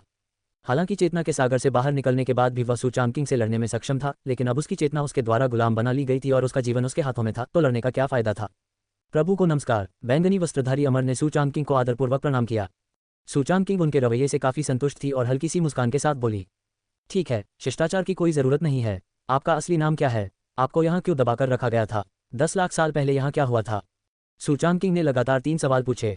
बैंगनी वस्त्रधारी अमर व्यक्ति ने बिना संकोच किए तुरंत कहा, गुरुजी, मैं अपना सांसारिक नाम बहुत पहले ही भूल चुका हूँ। परिलोक में प्रवेश करने के बाद मेरा ताओवादी नाम जी यांग अमर है। जी यांग अमर। सू चांग किंग ने हल्के से सिर हिलाया। जी यांग अमर ने आगे कहा, मैं इस दुनिया का योद्धा नहीं बल्कि परियों की दुनिया के उपीलोक का योद्धा हूँ। उपीलोक, परियों की दुनिया। ये 4 शब्द सुनकर सू चांग किंग ने थोड़ा सा माथा सिकोड़ा। वह इस जगह को पहली बार देख रहा था। वह कुछ नहीं बोला बल्कि चुपचाप जी यांग अमर की बातें सुनता रहा। यद्यपि मैं भी अमर हूँ, पर मैं सबसे कमजोर मानव अमर हूँ। त्यानवु महाद्वीप में आने का कारण यह है कि यहाँ एक ऐसा मानव अमर प्रकट हुआ है जो त्यानवु महाद्वीप के उच्च लोक का अनादर करता है। इसलिए उच्च लोक ने मुझे और 2 अन्य मानव अमरों को त्यानवु महाद्वीप के उस मानव अमर को मारने के लिए यहाँ भेजा है। लेकिन जैसे ही हम तीनों अमर प्राणी त्यानवु महाद्वीप में पहुंचे, मुझे तुरंत अमर लॉकिंग टावर द्वारा दबा दिया गया। उसके बाद हुए युद्ध में क्या हुआ मुझे वास्तव में नहीं पता। सू चांग किंग। उद्धरण चिन्ह। हम धरती पर आने के ठीक बाद 10 लाख वर्षों तक दमन का शिकार रहे। कितनी बुरी किस्मत। सू चांग किंग अवाक रह गया। ऐसा लगता है कि अगर हम ये जानना चाहते हैं कि 10 लाख साल पहले क्या हुआ था, तो हमें गिरे हुए अमर मकबरे की गहराई में और भी गहराई तक जाना पड़ सकता है। उसने झींगी निगाहों से जी यांग अमर की ओर देखा और कहा, आपने जिस त्यानवु महाद्वीप के अमर प्राणी का जिक्र किया, उसने क्या किया? आप तीनों अमर प्राणी उसे पकड़ने के लिए नीचे क्यों आए? सू चांग किंग के प्रश्न का सामना करते हुए जी यांग अमर ने असहजता से अपना सिर हिलाया। मेरे स्वामी, मुझे नहीं पता था कि परिलोक से आए 3 अमर प्राणियों में से मैं सबसे कमजोर हूँ, इसलिए मुझे बहुत सी बातें नहीं पता। ये सही है। हालांकि जी यांग शियानरेन एक शक्तिशाली शियान स्तर का व्यक्ति प्रतीत होता है, वास्तव में वह सबसे कमजोर है और उसे सारी खबरें भी नहीं पता हैं। ये सुनकर सू चांग किंग और भी ज्यादा अवाक रह गई। आपको कुछ नहीं पता? धिक्कार है, वह तो पूरी तरह से बिगड़ा हुआ है। तो क्या आप जानते हैं कि मानव अमरता से ऊपर कौन सा लोक है? ये सुनकर जी यांग शियानरेन ने कहा, मेरे स्वामी, मानव अमर से ऊपर दिव्य अमर है और दिव्य अमर के बाद सच्चा अमर है। सच्चे अमर से ऊपर के लोक के बारे में मुझे कुछ नहीं पता। अमलोक विशाल और असीम है, त्यानवु महाद्वीप से अनगिनत गुना बड़ा है और यहाँ अनेक शक्तिशाली लोग रहते हैं। जी यांग अमर जैसे निम्नतम श्रेणी के मानव अमर तो अमलोक में सबसे निचले दर्जे के मवेशियों और घोड़ों के समान हैं। इसलिए उनका ज्ञान बहुत सीमित है। उसके पास तो कोई कारगर अमर हथियार भी नहीं है। इसलिए जब उसने सू चांग किंग को एक एक करके अमर हथियार निकालते देखा तो उसका पूरा दिल बैठ गया। धिक्कार है, वह इतने वर्षों से अमलोक में है, लेकिन उसे अमर शस्त्र नहीं मिल पा रहा। सम्राट स्तर का योद्धा सू चांग किंग एक साथ 4-5 अमर शस्त्र धारण करता है। अमरों की तुलना में अमर तो क्रोधित होकर मर ही जाते हैं। इसके बाद सू चांग किंग ने कुछ विवरणों के बारे में पूछा और कुछ परिणाम प्राप्त किए। आखिरकार, हालांकि जी यांग अमर ने अमरलोक में अच्छा प्रदर्शन नहीं किया, फिर भी वह अमरलोक में एक योद्धा था, एक सच्चा मानव अमर था और सम्राट लोक से ऊपर का अस्तित्व था। क्या आप जानते हैं कि इस लॉकिंग इमॉर्टल टावर को कैसे वश में किया जाए? खलनायक। महारानी, मैं अजय हूँ। अध्याय 175। यह अमर लॉकिंग टावर कम से कम एक अमर हथियार है। हालांकि इसकी गुणवत्ता सू चांग किंग के अमर हथियारों जितनी अच्छी नहीं है, फिर भी यह कमजोर नहीं है। इससे भी महत्वपूर्ण बात यह है कि यह अमर हथियार जीवित प्राणियों को धारण करने में सक्षम प्रतीत होता है, इसलिए इसकी उत्पत्ति सरल नहीं होनी चाहिए। इसलिए उन्हें इस अमर लॉकिंग टावर में दिलचस्पी थी। ये सुनकर जी यांग अमर ने जल्दी से कहा, मेरे स्वामी, इस अमर लॉकिंग टावर में वास्तव में एक टावर आत्मा है, लेकिन वह केवल सो रही है, इसलिए मैंने पहले टावर आत्मा की नकल करने के लिए मायाजाल का उपयोग किया। लाखों वर्षों से अमर जियान को इतने वर्षों के लिए सील कर दिया गया है और मीनार की आत्मा बहुत पहले ही गहरी नींद में सो गई है। तो क्या आप जानते हैं कि मीनार की आत्मा को कैसे जगाया जाए? ये सुनकर जी यांग अमर मुस्कुरा उठे। हाँ, मुझे ये बात अच्छी तरह से पता है। इतना कहकर वह पलक झपकते ही टावर की चोटी की ओर दौड़ पड़ा। फिर अनगिनत भयानक हमले हुए जिससे अमर लॉकिंग टावर हिल उठा। एक के बाद एक सैकड़ों हमले किए गए और अमर लॉकिंग टावर ढहने के कगार पर था। इसी क्षण एक परछाई प्रकट हुई। उस परछाई के बाल और दाढ़ी सफेद थे और वह बूढ़ी लग रही थी। जी यांग अमर, मैं आपको सलाह देता हूं कि अपनी ऊर्जा बर्बाद न करें। आप इस अमर लॉकिंग टावर से बाहर नहीं निकल सकते। छायादार बूढ़े व्यक्ति ने जोर से हंसते हुए अपनी आध्यात्मिक ऊर्जा का उपयोग करके अपने हाथों और पैरों से अमर लॉकिंग टावर की मरम्मत की। जी यांग अमर द्वारा किया गया हमला पूरी तरह से निष्क्रिय हो गया। इस दृश्य को देखकर जी यांग अमर को इसकी आदत हो चुकी थी और उसने चेहरे पर हल्की सी मुस्कान के साथ इस बात की बिल्कुल परवाह नहीं की। हे भगवान, ये टूटा हुआ टावर मुझे रोक सकता है, लेकिन मुझे नहीं लगता कि तुम मेरे मालिक को रोक पाओगे। मालिक। जी यांग अमर के शब्दों को सुनकर टावर की आत्मा एक पल के लिए स्तब्ध रह गई। वह इतने लंबे समय से सो रहा था, उसे कब पता चला कि जी यांग अमर का एक गुरु है। फिर उसने एक नज़र डाली और सू चांग किंग की आकृति को देखा। उसकी आंखें और भी ज्यादा अजीब हो गईं। प्रारंभिक सम्राट काल, मानव योद्धा। परछाई ने भौहें चढ़ाकर कहा, हे मानव जाति के नौजवान, क्या तुम इस व्यक्ति के वश में हो गए हो? ये हमारी मानव जाति का शत्रु है। ये तुम्हें अपना स्वामी केवल बुरी मंशाओं के कारण मानता है। यदि यह भाग निकला तो संभवतः पूरे त्यानवु महाद्वीप को इसका खामियाजा भुगतना पड़ेगा। सुचान किंग ने यह सुना, उसके चेहरे के भाव में कोई बदलाव नहीं आया। चिंता मत करो, मैंने तुम्हें सिर्फ एक मौका देने के लिए बुलाया था।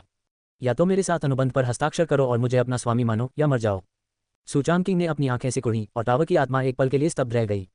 क्या वह एक अमर हथियार का शक्तिशाली स्तंभ वास्तव में सम्राट के क्षेत्र में एक बच्चे से खतरे में था? मजेदार, ये सचमुच मजेदार था। हा, बच्चे, तुम अभी सम्राट बनने की शुरुआती अवस्था में ही हो, लेकिन इतने घमंडी हो। ये तो वाकई बेवकूफ़ी है। हालांकि यह बच्चा एक मानव योद्धा है, लेकिन वह एक शस्त्र आत्मा है, एक ऐसी सत्ता जो अमर लोगों को भी दबा सकती है, इसलिए वह स्वाभाविक रूप से सू चान किंग के शब्दों से काफी असंतुष्ट है। हालांकि सू चान किंग ने उपहास किया और दूसरे पक्ष से फालतू की बातें करने में उसे आलस आ रहा था। मैंने तुम्हें मौका दिया है, अगर तुम इसे नहीं चाहते तो तुम मुझे दोष नहीं दे सकते। सू चान किंग ने उपहास करते हुए कहा, चाहे वह किसी भी प्रकार का शस्त्र आत्मा हो। अगर वह आत्मसमर्पण नहीं करता है तो उसकी मौत हो जाएगी। खैर, जब तक वह हथियार की आत्मा को मार नहीं देता तब तक लॉकिंग इमॉर्टल टॉवर उसकी मुट्ठी में रहेगा। उसके बाद सू चान किंग ने जरा भी संकोच नहीं किया और सीधे बलिदान द्वार का बलिदान कर दिया। जब बलिदान द्वार प्रकट हुआ तो टॉवर स्पिरिट कांप उठा और उसकी आंखों में थोड़ी अधिक गंभीरता और भय दिखाई दिया। हालांकि दोनों ही अमर हथियार हैं, लेकिन सू चान किंग के हाथ में मौजूद बलिदान द्वार की श्रेणी उससे कहीं अधिक शक्तिशाली प्रतीत होती है। ऐसा लगता है कि वह उससे मुकाबला नहीं कर सकता। तुम क्या करने वाले हो? इस समय टावर स्पिरिट थोड़ा घबराया हुआ था और उसके शब्दों में भी थोड़ी घबराहट झलक रही थी। सू चान किंग मुस्कुराया, बेशक, मैं आपको विदा कर दूंगा। जैसे ही उसने ये कहा, उसने बलि का द्वार खोल दिया और पल भर में ही मीनार की आत्मा की आकृति सीधे अंदर खींच ली गई। बलि के द्वार के पीछे के भयावह दृश्य को भांपते हुए मीनार की आत्मा तुरंत घबरा गई। नहीं, ऐसा मत करो बुढ़ापा, मैं गलत था, मैं आत्मसमर्पण करने को तैयार हूँ, मुझे बख्श दो। उसके बोलने से पहले ही उसे सू चान किंग के बलि द्वार द्वारा सीधे अंदर खींच लिया गया। कोई रास्ता नहीं था। ये tower spirit locking immortal tower पर परजीवी की तरह निर्भर थी और किसी भी हालत में बच नहीं सकती थी। बलि के द्वार की भयावहता को महसूस करते हुए वह आत्मसमर्पण करना चाहता था, लेकिन सब कुछ समाप्त हो चुका था और सू चान किंग का धैर्य सीमित था और दूसरे पक्ष को दूसरा मौका देना असंभव था।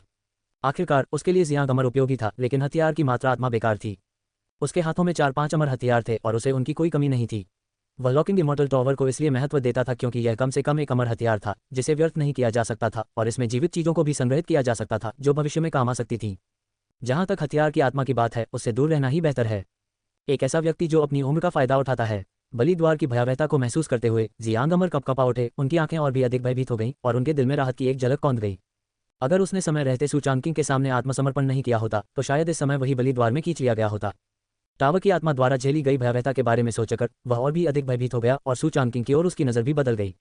उसका मालिक सचमुच बहुत डरावना है। उसका मूल अज्ञात है, लेकिन उसके पास कई गुप्त पत्ते हैं। उसे तो गुलाम ही होना चाहिए। हो सकता है कि भविष्य में उसे परियों की दुनिया में लौटने का मौका मिले या फिर वह उससे भी आगे बढ़ सके। ये सोचकर उसकी आंखों में शांति छा गई। जब मीनार की आत्मा समाहित हो गई तो बलि के द्वार से एक खजाना बाहर उड़ गया।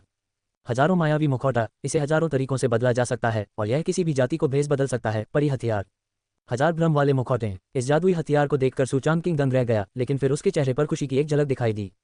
ये चीज एक अनमोल खजाना है। हालांकि इसमें आक्रमण या बचाव की कोई क्षमता नहीं है, फिर भी ये बहुत खास है। यह न केवल किसी भी रूप में खुद को बदल सकता है, बल्कि नस भी बदल सकता है। इतना ही नहीं, यह अपनी सांस को भी छिपा सकता है। इसका अर्थ क्या है? इसका मतलब यह है कि यह चीज अनगिनत उपयोगों वाला एक जीवन रक्षक तुरुप का पत्ता है। इतना ही नहीं, अन्य काम करने में भी कोई समस्या नहीं है। आखिरकार मास्क पहने हुए मैं कोई भी हो सकता हूँ, जैसे कि झांगसान। जिसने तुम्हें चूमा वो झांगसान है और जिसने तुम्हारे साथ संबंध बनाए वो लीसी है। इससे मेरा क्या लेना देना है, वांगवू? धिक्कार है, इसके बारे में सोचना वाकई आश्चर्यजनक है। सू चान किंग ने हाथ हिलाया और हजार भ्रमों का मुखौटा अपने हाथ में ले लिया। इस वस्तु की सामग्री अत्यंत विशेष है, छूने पर ठंडी और रेशमी लगती है। उसने हजार भ्रमों का मुखौटा अपने चेहरे पर लगाया और उसका मन सक्रिय हो गया। अगले ही पल वह जियांग अमर के रूप में परिवर्तित हो गया। न केवल रूप, रंग, व्यवहार और स्वभाव बिल्कुल एक जैसे हैं, बल्कि शरीर पर मौजूद आभा भी बिल्कुल एक जैसी है, यहाँ तक कि स्वयं व्यक्ति भी इसे पहचान नहीं पाता है। सू चान किंग में आए अचानक बदलाव को देखकर जियांग अमर क्षण भर के लिए स्तब्ध रह गया। क्या बकवास है। उसने अपने मन का विश्लेषण किया और सू चान किंग और खुद के बीच कोई अंतर नहीं बता सका। लानत है, क्या मैं चकाचौंध हो गया हूँ? सू चान किंग ने थोड़ी देर खेला, फिर हजार भ्रमों का मुखौटा उतार रखा और फिर अमर लॉकिंग टावर की ओर देखा। टावर की आत्मा के आशीर्वाद के बिना अमर लॉकिंग टावर में प्रतिरोध करने की कोई क्षमता नहीं थी और इसे सीधे सू चान किंग की जेब में ले लिया गया और परिष्कृत किया गया। और जियांग अमर को अमर लॉकिंग टावर से बंधे रहने की आवश्यकता नहीं थी और वह स्वतंत्र रूप से प्रवेश और निकास कर सकता था। ये सब करने के बाद सू चान किंग ने अपनी निगाहें भाई टोंगजी द्वारा बनाए गए अज्ञात उपहार पैकेज पर केंद्रित कर लीं। भाई टोंगजी, इस अज्ञात उपहार के पैकेट को खोलो। खलनायक, महारानी, मैं अजय हूँ। अध्याय 176। सू चान किंग ने बोलना समाप्त किया। फिर भाई टोंगजी की आवाज़ सुनाई दी। डिंग, मेजबान को बधाई हो, उन्होंने अज्ञात उपहार पैकेज खोल दिया। डिंग, मेजबान को अमर वध करने वाले उड़ने वाले चाकू अमर हथियार प्राप्त करने के लिए बधाई। डिंग, मेजबान को सूर्य तीर धनुष अमर हथियार प्राप्त करने के लिए बधाई। डिंग, मेजबान को आत्मा भक्षण सुई अमर हथियार प्राप्त करने के लिए बधाई। डिंग, मेजबान को हुनयुवान वूजी पिल अमर स्तर प्राप्त करने पर बधाई हो। डिंग, मेजबान को जुलोंगपिल अमर स्तर प्राप्त करने पर बधाई। डिंग, मेजबान को बधाई हो, उन्होंने यह उपलब्धि हासिल की है। उद्धरण चिन्ह dot dot dot dot dot dot dot dot उद्धरण चिन्ह।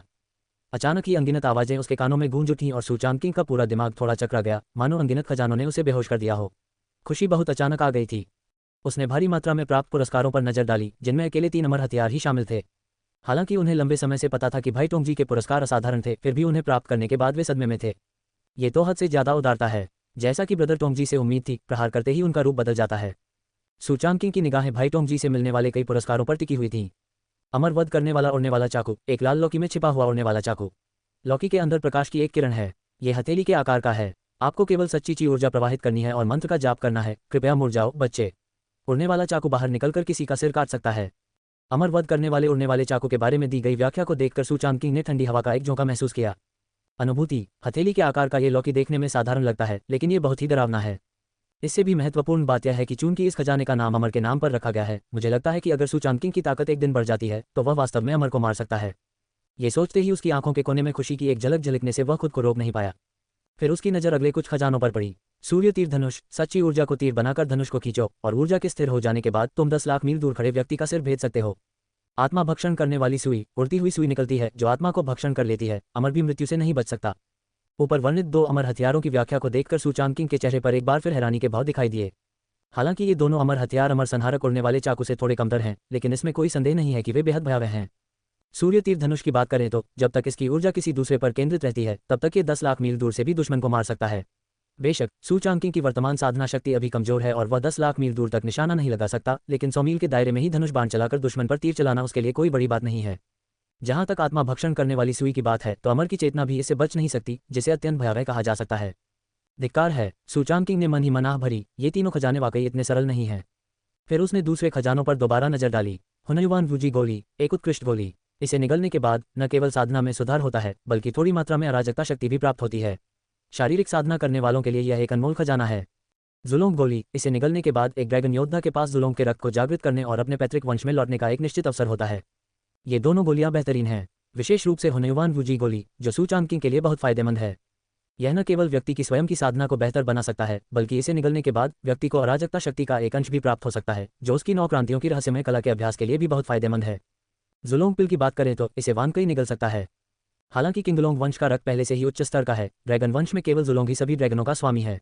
यदि वानकाई उसके रक्त का अंश भी जागृत कर ले तो उसकी साधना की गति, योग्यता और युद्ध शक्ति में निश्चित रूप से बहुत सुधार होगा। सूचांकिंग ने कुछ अन्य खजानों पर नजर डाली, जिनमें से अधिकतर सम्राट स्तर के खजाने थे और उनकी गुणवत्ता भी अच्छी थी। अगर इन्हें बाहरी दुनिया में रखा जाता तो निश्चित रूप से अनगिनत योद्धा इन्हें पाने के लिए होड़ में लग जाते, लेकिन सूचांकिंग के लिए वे काफी अच्छे नहीं थे, इसलिए उसने ज्यादा परवाह नहीं की और उन सभी को अंतरिक्ष के घेरे में डाल दिया।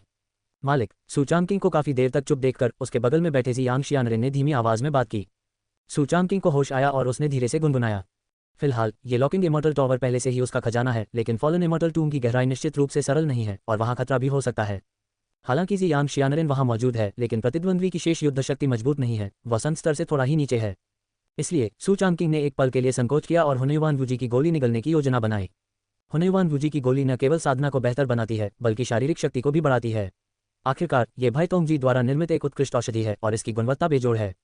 तुम मेरी रक्षा के लिए यहाँ हो, मुझे अपनी साधना में सफलता प्राप्त करनी है, सूचांकिंग ने शांत भाव से कहा। हाँ, उसके बगल में खड़े जियांग अमर ने सावधानीपूर्वक सिर हिलाया, फिर जल्दी से एक तरफ चले गए और चुपचाप वहां पहरा देने लगे। सूचांकिंग ने जरा भी संकोच नहीं किया, पालथी मारकर बैठ गया और हुनयुआन वूजी की गोली निकाल ली।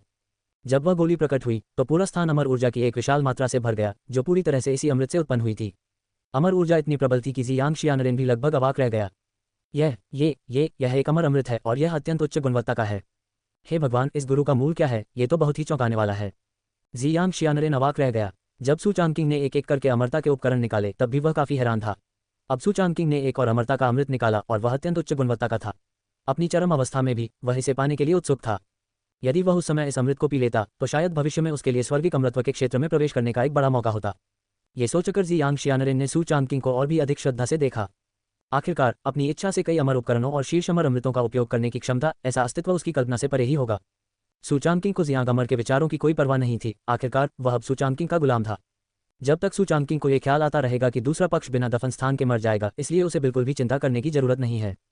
सूचांग ने दृढ़तापूर्वक हुनयुआन वूजी की गोली निगल ली। पल भर में ही उसके शरीर में अपार अमर ऊर्जा का संचार हो गया। अमर ऊर्जा अत्यंत समृद्ध और उच्च गुणवत्ता वाली थी, जो सु चांगकिंग के दांतियान में मौजूद मूल आध्यात्मिक ऊर्जा से अनगिनत स्तर ऊपर थी। हालांकि सौभाग्य से सु चांगकिंग का मूल अभ्यास एक शीर्ष स्तर का अमर स्तरीय अभ्यास था, इसलिए अमर ऊर्जा की इस विशाल मात्रा का सामना करते हुए उन्होंने इसे बिना किसी संकोच के अवशोषित कर लिया। वास्तव में इस अमर ऊर्जा के भीतर एक और भी भयावह सांस छिपी हुई है। क्या यह अराजक ऊर्जा हो सकती है? सु चांगकिंग के चेहरे पर थोड़ी जिज्ञासा थी और उसका सारा ध्यान अपनी सांसों पर केंद्रित था। सु चांगकिंग के चारों ओर अराजक ऊर्जा का विस्फोट हुआ और उसका शरीर असंतुलित हो गया। पल भर में उसने महसूस किया कि उसके शरीर में बहुत सुधार हुआ है। नौक्रांतियों की रहस्यमयी कला ने स्वतः ही कार्य करते हुए अराजक ऊर्जा को अवशोषित कर लिया। कुछ समय बाद सु चांगकिंग के चारों ओर एक विशाल भंवर बन गया। जियांग शियानरेन एक तरफ छिप गया, आगे बढ़ने की हिम्मत नहीं कर रहा था और सु चांगकिंग के अभ्यास में बाधा डालने के डर से एक आवाज भी नहीं कर रहा था। खलनायक महारानी, मैं अजय हूँ। अध्याय 177। मुझे नहीं पता इसमें कितना समय लगा। बूम! एक भयानक विस्फोट के साथ सु चांगकिंग अत्यंत प्रभावशाली शक्ति से परिपूर्ण था और असंख्य अमर आत्माओं से घिरा हुआ था। सफेद वस्त्र के नीचे वह एक निर्वासित अमर की तरह दिखता था और उसका स्वभाव बिल्कुल परिपूर्ण था। उसने धीरे धीरे अपनी आंखें खोली। उसकी चमकदार आंखें विशाल थीं, मानो अनंत तारों से घिरी हों। ये हो चुका है। उसने गहरी सांस छोड़ी, धीरे धीरे खड़ा हुआ और उसके चारों ओर एक झंझनाहट सी महसूस हुई। ऐसा लग रहा था मानो उसका संपूर्ण व्यक्तित्व निराधार हो गया हो, न केवल साधना में बल्कि शारीरिक और आध्यात्मिक चेतना में भी। ये तो मानो किसी जादुई औषधि का आविष्कार है जिसे भाई टोंगजी ने बनाया हो। इस औषधि का प्रभाव सचमुच भयानक है। न केवल साधना का स्तर सम्राट स्तर के प्रारंभिक चरण से सम्राट स्तर के शिखर तक पहुंच गया है, बल्कि शरीर की नौक्रांति गहन कला सीधे 9वें स्तर के शिखर तक पहुंच गई है। बस थोड़ी सी ही प्रगति बाकी है और शरीर पवित्र क्षेत्र के शक्तिशाली पुरुषों को भी नष्ट कर सकता है। आध्यात्मिक चेतना में एक परिवर्तन आया है और अब इसकी तुलना सर्वोच्च क्षेत्र के शीर्ष योद्धाओं से की जा सकती है। सु चांगकिंग ने मन ही मन अपनी ताकत का अंदाजा लगाया और उसकी आंखों में खुशी साफ झलक रही थी। हुनेवान वुजी की गोली ने सीधे तौर पर उसकी ताकत के सभी पहलुओं में सुधार किया। इसके अलावा शरीर में मौजूद 9 दंतियों में निहित आध्यात्मिक ऊर्जा का 1/3 हिस्सा परी ऊर्जा में परिवर्तित हो गया। हालांकि यह केवल 1/3 है, लेकिन यह मात्रात्मक परिवर्तन से गुणात्मक परिवर्तन की प्रक्रिया है। साधारण योद्धाओं के लिए परिलोक में प्रवेश करने में सबसे बड़ी कठिनाई शरीर में मौजूद आध्यात्मिक ऊर्जा को परी ऊर्जा में परिवर्तित करना है, और सु चांगकिंग ने इसमें 1/3 सफलता प्राप्त कर ली है और शरीर में मौजूद आध्यात्मिक ऊर्जा भी लगातार परिवर्तित हो रही है। ये संभव है कि यदि वह एक दिन सम्राट क्षेत्र को पार कर लेता है तो उसके शरीर की आध्यात्मिक ऊर्जा पूरी तरह से रूपांतरित हो चुकी होगी। तब तक परिलोक उसके लिए कोई बाधा नहीं रहेगा। ये सोचते ही उसकी आंखों के कोने में खुशी की एक झलक दिखाई दी। मेजबान सु चांगकिंग। साधना सम्राट क्षेत्र का शिखर, 8वें दर्जे का रसायनज्ञ, 8वें दर्जे की कठपुतली। कौशल 9 पाताल देवता और दानव परिस्तर, 9 क्रांतियां परिस्तर। शारीरिक बनावट स्वर्ग के अत्याचारी का शरीर परिस्तर, बैंगनी रंग की अत्यंत दिव्य आंखें परिस्तर। प्रतिभा पूर्ण स्तर की प्रतिभा, पूर्ण स्तर की आधारभूत संरचना, पूर्ण स्तर की समझ, पूर्ण स्तर की क्षमता। Martial arts 9 swords of the sky perfect, flower picking finger perfect, blood god slash perfect, great wildness prison sky finger perfect. विशेष सच्चा प्रेम भू सम्राट स्तर, बर्फ की तलवार का इरादा उच्चतम स्तर।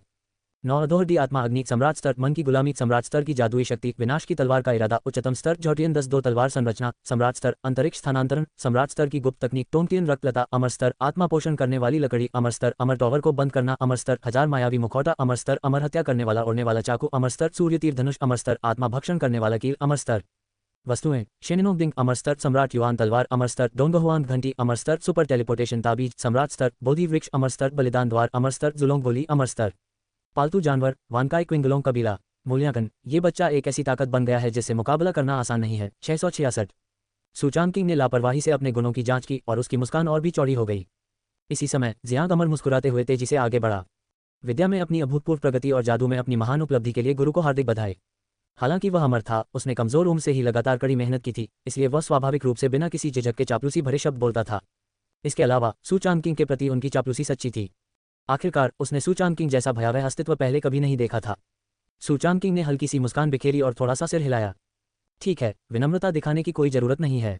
क्योंकि अमर लॉकिंग टॉवर उसके नियंत्रण में था, इसलिए वह स्वाभाविक रूप से यह महसूस कर सकता था कि 10,000 जातियों के वे योद्धा अभी भी लगातार अमर लॉकिंग टॉवर के स्तरों को चुनौती दे रहे थे। ये सोचकर वह मुस्कुराए बिना नहीं रह सका। जब तक वह चाहता अमर लॉकिंग टॉवर में प्रवेश करने वाले सभी योद्धाओं का जीवन और मृत्यु उसके दिमाग में रहती। हालांकि वह 10,000 जातियों के उन योद्धाओं को मारना नहीं चाहता था। ऐसा नहीं था कि सु चांगकिंग नर्म दिल का था, लेकिन यह उल्कापिंड मकबरा साधारण नहीं था। जियांग वह बड़ा मूर्ख, कुछ नहीं जानता था। उसे नहीं पता था कि युद्ध के बाद क्या हुआ। शायद गहराई में कोई खतरा छिपा हो और 10,000 जातियों के वे योद्धा उसके लिए रास्ता खोज सकते थे। वैसे भी वहां मौजूद योद्धाओं में से कोई भी उसकी जान को खतरा नहीं पहुंचा सकता था, और तो और वह पहले ही हर क्षेत्र में एक बड़ी सफलता हासिल कर चुका था। यहां तक कि संतलोक का योद्धा भी उसे धमकी नहीं दे पाएगा। इसलिए सु चांगकिंग के मन में विचार आया और उसने सीधे अमर लॉकिंग टॉवर को वापस ले लिया। बूम! पल भर में जो योद्धा मूल रूप से अमर लॉकिंग टॉवर में उत्साहपूर्वक चुनौती दे रहे थे वे अचानक जम गए। क्या बकवास है? टावर कहाँ है? धिक्कार है, टावर तो गायब हो गया। पहले तो वे पूरे जोश के साथ लड़ रहे थे, लेकिन अब वे पूरी तरह से चुप हो गए थे। इस समय दानव जाति के सर्वोच्च क्षेत्र के एक दिवंगत योद्धा ने क्रोधित होकर कहा, धिक्कार है, मैंने 7वें स्तर को चुनौती दे दी है और मैं लॉकिंग इमॉर्टल टॉवर का स्वामी बनने ही वाला हूँ। मेरा टॉवर किसने चुराया? वह बेहद क्रोधित था और उसकी आंखों में असीम क्रोध झलक रहा था। जब ऐसा अमर हथियार चोरी हो जाता है तो उसका खराब मूड होना स्वाभाविक है। एक दानव कुल के सर्वोच्च योद्धा ने घुरघुराते हुए उपहास किया, अरे मुझे अपना टावर वापस दे दो, मैंने 8वें स्तर तक चुनौती दी है, तुम कुछ भी नहीं हो। ये सही है, 7वां स्तर कुछ भी नहीं है। उद्धरण चिन्ह dot dot dot dot dot dot dot उद्धरण चिन्ह। सर्वोच्च योद्धाओं के एक समूह को शाप दिया गया। फिर 10,000 जातियों के एक अन्य योद्धा ने वहां उपस्थित सभी लोगों के मन में चेतना का संचार किया और सख्ती से कहा, लॉकिंग इमॉर्टल टॉवर चुराने वाला व्यक्ति हमारे बीच ही होना चाहिए। मैं तुम्हें सलाह देता हूं कि इसे हमें सौंप दो, अन्यथा यही तुम्हारी कब्र होगी। उसके बोलने के बाद अनगिनत योद्धाओं ने अपने आसपास के लोगों की ओर देखा, ये सोचते हुए कि अमर हथियार किसने चुराया था। लेकिन किसी ने जवाब नहीं दिया। सूचांग किंग अपनी मूल स्थिति में शांत भाव से खड़ा था। उसके बगल में 2 सर्वोच्च योद्धा हेशवी जेनरेन और युआन जिया उसकी सुरक्षा कर रहे थे और किसी की भी हिम्मत नहीं थी कि उसे उकसाए। वहां सभी जातियों के कई शक्तिशाली योद्धा उपस्थित थे और सर्वोच्च स्तर के अंतिम चरण में और शिखर पर भी सैकड़ों योद्धा थे। इसलिए किसी ने भी एक एक करके साहपूर्वक खोज करने का साहस नहीं किया और फिलहाल उन्हें हार माननी पड़ी। आखिरकार उल्कापिंड मकबरे के बाहर ऐसे खजाने मौजूद हैं और गहराई में निश्चित रूप से और भी अच्छी चीजें होंगी। सभी जातियों के योद्धाओं में से देववंश के एक योद्धा का मन विचलित हुआ और वह अधोलोक की ओर उड़ गया। जब बाकी योद्धाओं ने उसे देखा तो वे पीछे छूट जाने के डर से तुरंत उसके पीछे चल दिए। शायद इसमें कुछ और अमर हथियार हों। अगर अमर हथियार न भी हों तो भी शाही हथियार चल जाएंगे। बेटा, ये कौन है? हेशवी जेनरेन ने सावधानी से पूछा। अमर लॉकिंग टॉवर के गायब होने के बाद से सूचांकिंग के बगल में एक और व्यक्ति दिखाई दिया जिसने बैंगनी रंग का वस्त्र पहना हुआ था और वह काफी अमर लग रहा था। हेशवी जेनरेन को इस बात पर आश्चर्य हुआ कि उसने इस व्यक्ति को पहले कभी नहीं देखा था, मानो वह अचानक कहीं से प्रकट हो गया हो। सूचांकिंग ने लापरवाही से कहा, उसका नाम जियांग है और अब से वह तुम्हारी तरह मेरा अनुसरण करेगा ताकि तुम दोनों एक दूसरे को जान सको। हाँ, हालांकि वह जियांग जियानरेन के मूल के बारे में नहीं जानता था, फिर भी हेशवी जेनरेन ने स्वाभाविक रूप से सूचांकिंग के शब्दों की अवहेलना करने की हिम्मत नहीं की। चलो हम भी अंदर चलते हैं। सूचांकिंग मुस्कुराया। ये लोग एक के बाद एक गहराई में भाग गए, बिल्कुल उसकी योजना के अनुसार। खलनायक महारानी, मैं अजय हूँ। अध्याय 178। सूचांकिंग के बोलते ही सब लोग एक साथ गहराई की ओर चल पड़े। आगे कोई होने से उसे कोई परेशानी नहीं हुई, इसलिए सूचांकिंग स्वाभाविक रूप से बहुत संतुष्ट था। उसे आगे बढ़ने की कोई जल्दी नहीं थी, बल्कि वह धीरे धीरे पीछे पीछे चलता रहा। कुछ ही समय बाद सबके सामने एक विशाल जंगल प्रकट हुआ। वह था अंधकार में था और वहां न सूर्य था न चंद्रमा। अंदर का वातावरण भयावह था जिससे लोग थोड़ा असहज महसूस करने लगे। सभी जातियों के योद्धा जंगल के बाहर एकत्र हो गए और किसी ने भी जंगल के भीतर गहराई में जाने का साहस नहीं किया। क्या आपको इस जंगल की उत्पत्ति के बारे में पता है? सूचांकिंग जियांग अमर के पास गई और फुसफुसाते हुए बोली। ये सुनकर जियांग अमर की आंखों में थोड़ी सी उलझन दिखाई दी। बिल्कुल नहीं, वह बदनसीब इंसान जिसे दुनिया में आने के तुरंत बाद 10 लाख वर्षों तक दबाकर रखा गया, इस जंगल की उत्पत्ति के बारे में कैसे जान सकता है? सूचांकिंग, खैर पूछने का कोई फायदा नहीं है। हालांकि जब मैं पहली बार इस दुनिया में आया था तब ये जंगल ऐसा नहीं था। इसके अलावा इस जंगल की गहराई में एक जानी पहचानी सी आहट सुनाई दे रही है। हालांकि यह बहुत धीमी है, लेकिन मैंने इसे महसूस जरूर किया है। जियांग शियानरेन को कुछ याद आया और वह फिर से पास आकर सूचांकिंग के कान में कुछ कहने लगा। ओह, ये सुनकर सूचांकिंग थोड़ा उत्सुक हो गया। क्या ये जानी पहचानी सांस है? जंगल के भीतरी भाग में। दिलचस्प। वहां मौजूद सभी जातियों के योद्धा थोड़े अधीर प्रतीत हो रहे थे। जैसे ही एक छोटे कबीले का योद्धा अंदर आया, बाकी 10,000 जातियों के योद्धा भी मौका तलाशने के लिए अंदर तक चले गए। क्या आप उस सांस की दिशा निर्धारित कर सकते हैं? सूचांकिंग ने पूछा। सामान्य दिशा ठीक है। अगर यह उनके स्वर्णिम युग की बात होती तो जियांग शियानरेन को निश्चित रूप से कोई समस्या नहीं होती। लेकिन 10 लाख वर्षों के उपभोग के बाद उसकी चेतना भी काफी हद तक क्षीण हो गई है और अब वह पहले जैसी शक्तिशाली नहीं रही। फिर भी उसे उस सांस से एक अस्पष्ट सी परिचितता का एहसास है। यदि वह उसमें प्रवेश करे तो शायद उसे दिशा मिल जाए। ठीक है, तो आप आगे आगे चलें। सूचांकिंग के बोलने के बाद जियांग अमर ने हाँ कहा और फिर एक कदम आगे बढ़कर आगे चलने लगा। उसके पीछे सूचांकिंग, हेशवी जेनरेन और युआन जिया भी चले। इस पंक्ति में मौजूद चारों लोगों की युद्ध क्षमता अन्य लोगों की तुलना में कहीं अधिक भयावह है। जंगल की गहराई में भी यदि कोई खतरा हो तो वे उससे अपेक्षाकृत आसानी से निपट सकते हैं। कुछ ही दूरी पर वेई रांझी, लिन शुवानरी और अन्य मानव योद्धा बिना किसी झिझक के एक के बाद एक काले जंगल में प्रवेश कर गए। आखिरकार हर कोई इस रहस्यमयी दुनिया में खजाने की खोज करने आया था। अगर उन्हें खजाने नहीं मिले तो वे आसानी से वापस नहीं जाएंगे। वेई शेंगनू, तुमने अभी अभी लॉकिंग इमॉर्टल टॉवर के किस स्तर में सेंध लगाए? लिन शुवानरी ने सड़क पर चलते हुए अचानक पूछा। वेई रांझी स्तब्ध रह गया और फिर उसने कहा, 7वीं मंजिल। क्या हुआ? क्या समस्या है? अमर लॉकिंग टॉवर का स्तर ऐसा नहीं है कि आप केवल अपनी ताकत से इसे पार कर लेंगे, बल्कि इसका स्तर आपकी ताकत के अनुसार निर्धारित किया गया है। अलग अलग क्षेत्रों में आपको अलग अलग द्वारपालों का सामना करना पड़ेगा। इसलिए सम्राट क्षेत्र के प्रारंभिक चरण में वेई रांझी की शक्ति 7वें स्तर तक पहुंच गई। आपने कहा था कि हम दोनों 7वीं मंजिल तक पहुंच गए हैं। सुशेंगजी की प्रतिभा के साथ क्या 9वीं मंजिल तक पहुंचना संभव है? लिन जुवानी ने अचानक फुसफुसाते हुए कहा। हम। लिन शुवानी की बातें सुनकर वेई रांझी की आंखें अचानक चौड़ी हो गईं, मानो वह दूसरे पक्ष का मतलब समझ गया हो। हाँ, दोनों अपनी प्रतिभा के दम पर 7वीं मंजिल तक पहुंच चुके हैं, तो सूचांकिंग का क्या होगा? 9वीं मंजिल भी काफी हद तक संभव है। क्या इसका मतलब यह नहीं है कि अमर लॉकिंग टॉवर को वह अपने साथ ले गया था? ये सोचते ही दोनों ने एक दूसरे की ओर देखा और उनकी सांसें थोड़ी तेज हो गईं। बेशक उनके मन में लोगों को मारने और खजाने चुराने का कोई विचार नहीं था। पहली बात तो यह है कि उन तीनों के बीच अच्छे संबंध थे और वे ईरानजी और लिन शुवानी दुष्ट योद्धा नहीं थे। वे ईमानदार थे और ऐसे काम नहीं करते थे। दूसरी बात, वे दोनों सू चांगकिंग के प्रतिद्वंद्वी नहीं थे। खजाने के लिए लोगों को मारना, उनमें ऐसा करने की ताकत नहीं थी। ये बात सिर्फ तुम्हें और मुझे ही पता है। इसे फैलाया नहीं जाना चाहिए, वरना मुझे डर है कि इससे सू शेंगजी के लिए दूसरों की लालसा बढ़ जाएगी। वेई रांझी ने धीमी आवाज में कहा, अगर यह खबर फैल जाए कि सू चांगकिंग के पास जादुई हथियार है तो वहां मौजूद सभी जातियों के योद्धा शायद पागल हो जाएंगे। तब तक सू चांगकिंग खतरे में पड़ चुकी होगी। लिन जुवानी ने सहमति में सिर हिलाया। चिंता मत करो, मुझे ये स्वाभाविक रूप से आता है। फिर उन दोनों ने उस मामले को भुला दिया और सावधानीपूर्वक आगे बढ़ने लगे। Dot dot dot dot dot dot. जल्द ही सू चांगकिंग और उसके 4 साथियों का समूह बहुत तेजी से आगे बढ़ा। आखिरकार वे चारों बहुत शक्तिशाली थे। यहाँ का जंगल थोड़ा उदास और भयावह था और चारों ओर मृत्यु का साया छाया हुआ था। जैसे ही सभी लोग जंगल के बीचों बीच पहुंचे, अचानक पास से एक तेज रोशनी आई। फिर घने जंगल की गहराई से कई काले विशालकाय भेड़िए बाहर निकले। वे 6 विशालकाय भेड़िए थे जिनके शरीर मजबूत थे और उनका रूप घातक था। ओह, क्या इस जगह पर अभी भी जीवित प्राणी हैं? सू चांगकिंग की आंखों में थोड़ी जिज्ञासा झलक रही थी। आपको यह अवश्य ही ज्ञात होगा कि ऐसे निर्जीव और शांत स्थान में भी वास्तव में सजीव प्राणी विद्यमान है और इन दानव भेड़ियों की शक्ति निम्न स्तर की नहीं है। सियोल के लिए बने एक भेड़िए को छोड़कर जो सर्वोच्च स्तर के मध्य चरण में है, अन्य 5 दानव भेड़िए सर्वोच्च स्तर के प्रारंभिक चरण में हैं और उनकी शक्ति भी कमजोर नहीं है। ये राक्षसी भेड़िए एक मृत और शांत आभा उत्सर्जित कर रहे हैं। ऐसा लगता है कि वे इस स्थान से प्रदूषित हो गए हैं। सू चांगकिंग ने मन ही मन कुछ बुदबुदाया। फिर उसने हे शुई झेनरेन की ओर देखा, जो तुरंत समझ गया, बाहर भागा, कुछ तलवारें चलाईं और जल्द ही सभी दानव भेड़ियों को मार डाला। जल्द ही सभी लोग और भी गहराई में जाने लगे और रास्ते में उन्हें कई अन्य राक्षसी जानवरों और जीवित प्राणियों का सामना करना पड़ा। उनकी ताकत कम नहीं थी और सबसे कम ताकतवर प्राणी सर्वोच्च स्तर का था। गुरुजी, मुझे महसूस हो रहा है कि यहाँ सांस है। इतना कहते हुए जियांग अमर ने अपने सामने स्थित विशाल पर्वत की ओर इशारा किया। ये पर्वत विशाल है लेकिन ये साधारण और कुछ खास नहीं दिखता, लेकिन जियांग अमर ने पर्वत की गहराई में एक परिचित सांस महसूस की। सू चांगकिंग ने अपनी आंखें सिकुड़ी, चारों ओर देखा और अपनी आध्यात्मिक इंद्रियों से छानबीन करने पर उसे कुछ गड़बड़ महसूस हुई। अगर मेरा अनुमान सही है तो इस पर्वत श्रृंखला को एक संरचनात्मक संरचना द्वारा अवरुद्ध किया जाना चाहिए। पर्वत श्रृंखला एक चट्टानी संरचना से घिरी हुई है और उसके अंदर एक अलग ही दुनिया है। ऐसा लगता है कि उसके अंदर कुछ छिपा हुआ है। ये सुनकर हे शुई झेनरेन आगे बढ़ा और अपने हाथ में एक काला मनका पेश किया। बेटा, इसे ब्लैक युआन पल कहते हैं, जिसमें फॉर्मेशन को तोड़ने की क्षमता है। क्यों न तुम मुझे इसे आजमाने दो? ये सुनकर सू चांगकिंग ने कुछ जिज्ञासा से काले युआन मोती को देखा। ये तो बस एक पवित्र हथियार था और उसकी नज़र में उतना महत्वपूर्ण नहीं था, लेकिन आम योद्धाओं के लिए यह एक अत्यंत दुर्लभ खजाना था। ठीक है, सू चांगकिंग ने सिर हिलाया। हे शुई झेनरेन आगे बढ़ा और अपने हाथ में मौजूद वास्तविक ऊर्जा को ब्लैक युआन पल में प्रवाहित किया। इसके बाद हमलों की एक श्रृंखला निकली और सीधे उसके सामने स्थित पहाड़ की ओर बढ़ गई। बूम! पलक झपकते ही पूरा पहाड़ हिल गया और सबके सामने एक अनोखी आकृति प्रकट हो गई। वास्तव में एक संरचना है। सू चांगकिंग के चेहरे पर थोड़ी जिज्ञासा झलक रही थी और फिर हे शुई झेनरेन ने उस संरचना को तोड़ने के प्रयास में उस पर हमला करना जारी रखा। मुझे नहीं पता इसमें कितना समय लगा। टकराना! एक तेज आवाज के साथ संरचना टूट गई और सबके सामने एक मार्ग प्रकट हो गया। खलनायक महारानी, मैं अजय हूँ। अध्याय 179। जैसे ही हे शुई झेनरेन ने गुफा का दरवाजा खोला, अंदर से एक राजसी आभा निकली, मानो अनगिनत वर्षों से सील की गई आभा को आखिरकार बाहर निकलने का रास्ता मिल गया हो। सू चांगकिंग का चेहरा खुशी से चमक उठा। अंदर का माहौल बिल्कुल भी सरल नहीं था। जैसे ही सब लोग उसमें कदम रखने वाले थे, अचानक पीछे से कई पतली और सरसराहट भरी आवाजें सुनाई दी। मानव जाति, खजाने की भूमि खोजने के लिए धन्यवाद, लेकिन मेरी भूत जाति ने यहाँ कब्जा कर लिया है। मैं तुम्हें जल्दी से यहाँ से जाने के लिए 3 सांसें देता हूँ, अन्यथा मेरे असभ्य होने के लिए मुझे दोष मत देना। सू चांगकिंग और अन्य लोगों ने पीछे मुड़कर देखा तो उनके पीछे 11 भूत योद्धा खड़े थे, जिनके चेहरों पर भयावह मुस्कान थी। इन 11 प्रेत योद्धाओं में से 4 सर्वोच्च योद्धा शिखर स्तर के हैं, 3 सर्वोच्च योद्धा अंतिम स्तर के हैं और शेष 4 भी सर्वोच्च शक्ति वाले हैं। ये कहा जा सकता है कि गुप्त क्षेत्र में प्रवेश करने वाले सभी जातियों के योद्धाओं के बीच इस सैन्य समूह को शक्तिशाली माना जाता है। लेकिन सू चांगकिंग के लिए यह अभी भी पर्याप्त नहीं है।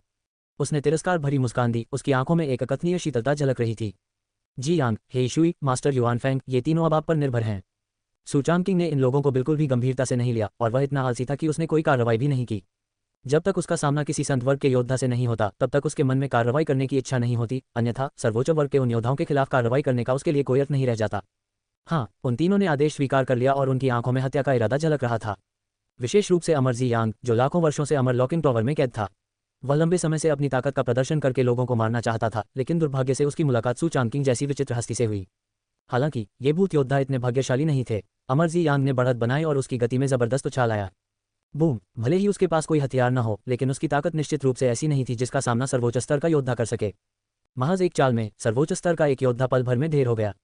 जैसे ही उन्हें जियांग शियानरेन के आतंक का आभास हुआ, भूत योद्धा भी भागना चाहते थे, लेकिन जियांग शियानरेन इन लोगों को इतनी आसानी से जाने नहीं देगा। भाड़ में जाओ! ये कहने के बाद उसके हाथ से एक बैंगनी रंग का चंद्रमा उठा और फिर भारी वजन के साथ नीचे गिर गया। बैंगनी चंद्रमा से निकलने वाला हमला अत्यंत भयानक था। इसे देखकर भूत योद्धा पागलों की तरह भागने लगे। बूम! ये हमला विफल रहा और तुरंत ही 3 सर्वोच्च योद्धा मारे गए। ये दृश्य देखकर हे शुई जेनरेन और युआनजिया कांपने लगे। अनुभव करना, इस व्यक्ति में इतनी भयानक ताकत है। जाहिर है वह भी उन्हीं की तरह सर्वोच्च योद्धा है, लेकिन सर्वोच्च योद्धा को मारना मुर्गियों और कुत्तों को मारने जैसा है।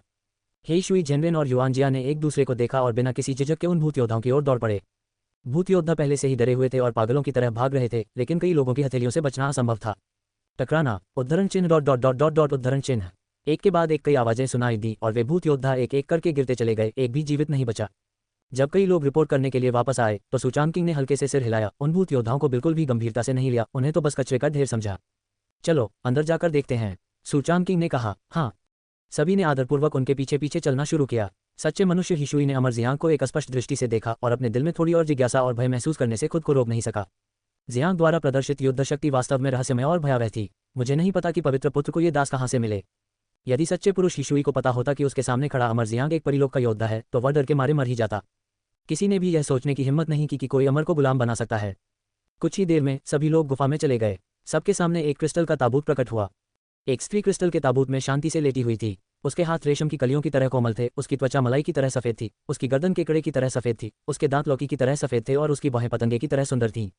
उसका चेहरा बेहद खूबसूरत था और वह अत्यंत गोरी थी। उसने सफेद परी जैसी पोशाक पहनी हुई थी और अपनी सुंदर आंखें बंद कर ली थीं।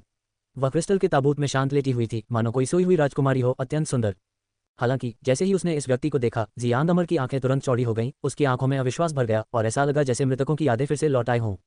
सुचान किंग ने स्वाभाविक रूप से जियांग अमर के चेहरे के भावों को देखा। उसने सोचा कि उसे कुछ पता होगा। उसने हे शुई जेनरेन और युआनजिया को गुफा के प्रवेश द्वार की रखवाली करने और किसी को भी अंदर न जाने देने का आदेश दिया। वास्तव में वह उन दोनों को भगाना चाहता था। उन दोनों के चले जाने के बाद सुचान किंग ने कहा, जियांग, क्या तुम इस लड़की को जानते हो?